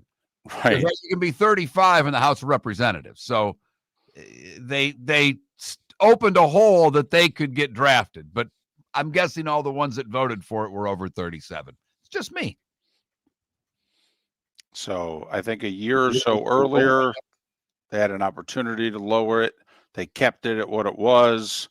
Where, World War II is going on, and obviously our involvement in it, we had been in it for 11 months. They lowered the draft age to 18. Needless to say, tens of millions more men now eligible. Time to see life a little bit differently. Here's Marc Miller with the good, the bad, and the ugly. What you got, Mark? We go to Inglewood for the good, where Matty Mondell just turned 90. Matty served for 30 years in the Navy. He is now a pitcher in the Inglewood Senior Softball League, and on his 90th birthday, he pitched for a win. Thank you for your service, sir, and glad to see you are still going strong. For the bad, we go to Matt Lachey, where a woman was caught on camera at a gift shop on Pine Island Road stealing a cat statue and concealing it under her dress. Jennifer Bennett's the owner of Island Flair. She wants to get her statue back, but as of now, the woman who hid the statue under her dress is on the loose.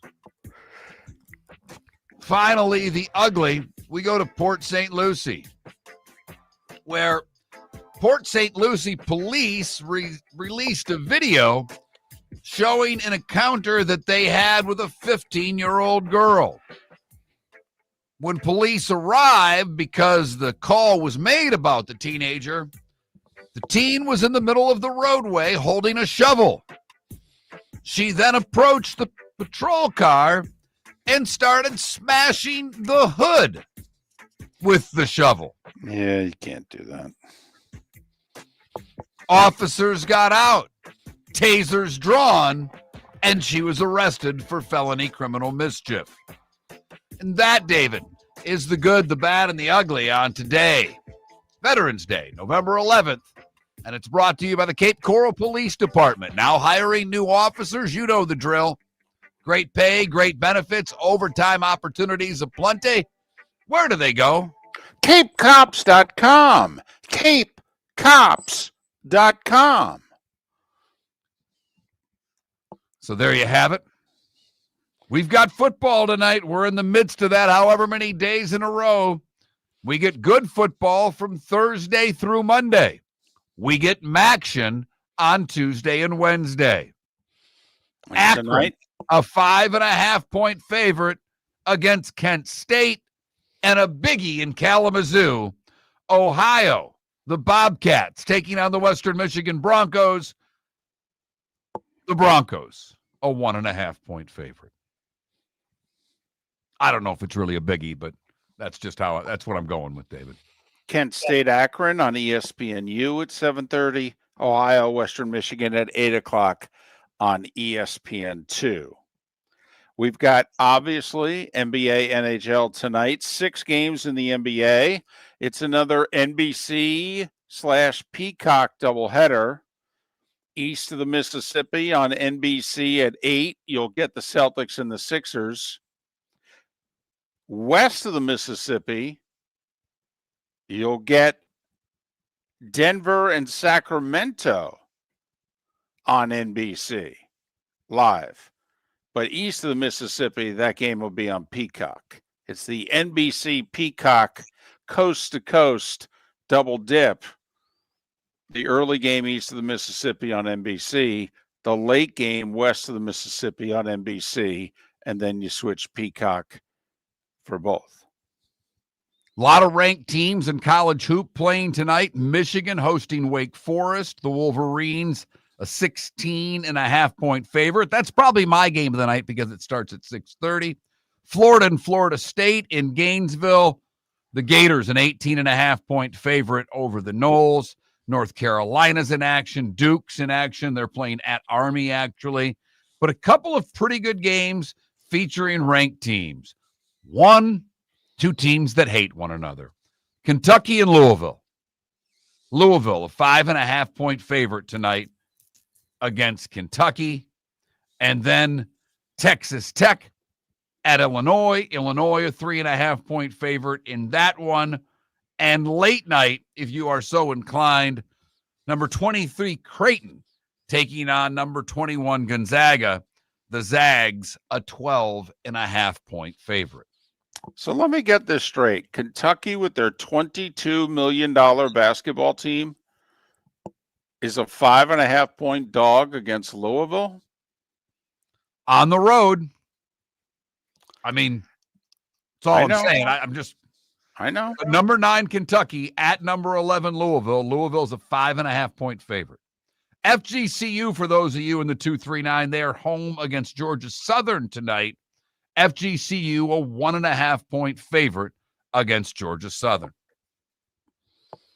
Hockey tonight, 9 games in the NHL. The TNT double dip, 7 o'clock, Toronto and Boston. Okay. But Anaheim and Colorado at 9:30 Eastern is your second game. Combined, they've lost 4 times in regulation so far this year. Anaheim's played 15 games. Only 3 times have they been beaten in regulation. Marc, Colorado's played 16 times. They've been beaten in regulation once. Something's got to give. It's a good game. It is a good game. 2 teams who can skate. So that's 2 what of you the got 3 going leading on. scorers in hockey. And Carlson for Anaheim, and McKinnon right now leading all scorers in the NHL with 29 points thus far. So there you go. College Football Playoff Committee tonight, 4-letter network. They'll unleash their rankings. I don't have any, I don't have any great expectations. I'll be curious how far BYU drops. I'll be curious where Georgia Tech is, just because I want to see where they're positioned heading into the Georgia game. Let me ask you this. Do you think it's possible Texas could lose a close one this week and beat A&M and make the playoffs as a 3-loss team? I do, David. I really do. Because they are giving the ACC no love whatsoever. Another team that I'm really curious about where they put them, because it will affect the rankings going forward. Where are they going to put Pitt? Pitt hosts Notre Dame, and they host Miami the last week. So I am fascinated by where they put Pitt in these rankings, David. If you're an ACC fan, and I don't know if mathematically this could happen, but you need Pitt and Georgia Tech to win out, and you need 11-1 Georgia Tech and 10-2 Pitt in the ACC title game.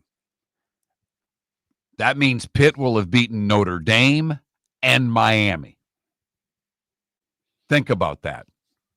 I mean, they could look at A&M and go, what about us? And I know Pitt lost to West Virginia. It's inexcusable. Right. But which is a worse loss, Pitt to West Virginia or Alabama to Florida State? Pitt to West Virginia. Probably. Pitt to West Virginia.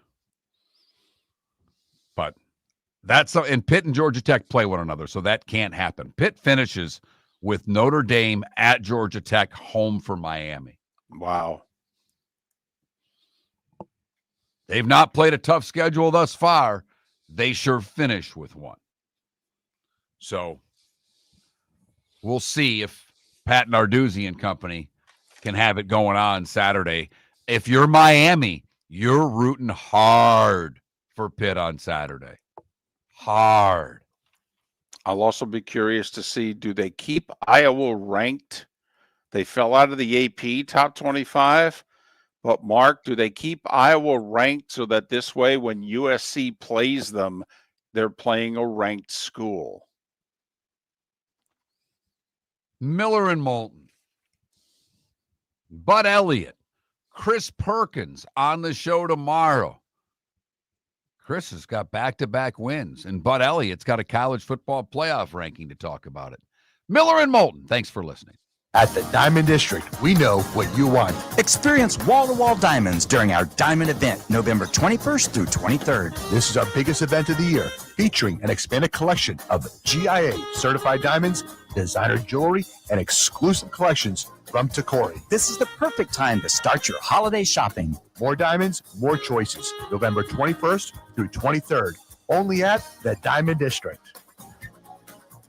At the Diamond District. American Paint Supplies, for nearly 30 years, is your one-stop shop for all your coating needs. If you are a designer, a contractor, a professional painter, or a weekend warrior, American Paint Supplies is the place where experts go to get expert solutions. At 6100 Shirley Street in Naples off of Pine Ridge, American Paint Supplies delivers the best solutions with the best products with the best support. Meet Gene and his team today at American Paint Supplies. Call 239-566-2700. That's 566-2700 or online at AmericanPaintSupplies.net. The 2025 Industry Appreciation Awards in Fort Myers have wrapped up, but the celebration of business excellence continues, hosted by the Lee County Economic Development Office, Horizon Council, and Horizon Foundation. This annual event honors the innovators, job creators, and community builders driving the region forward.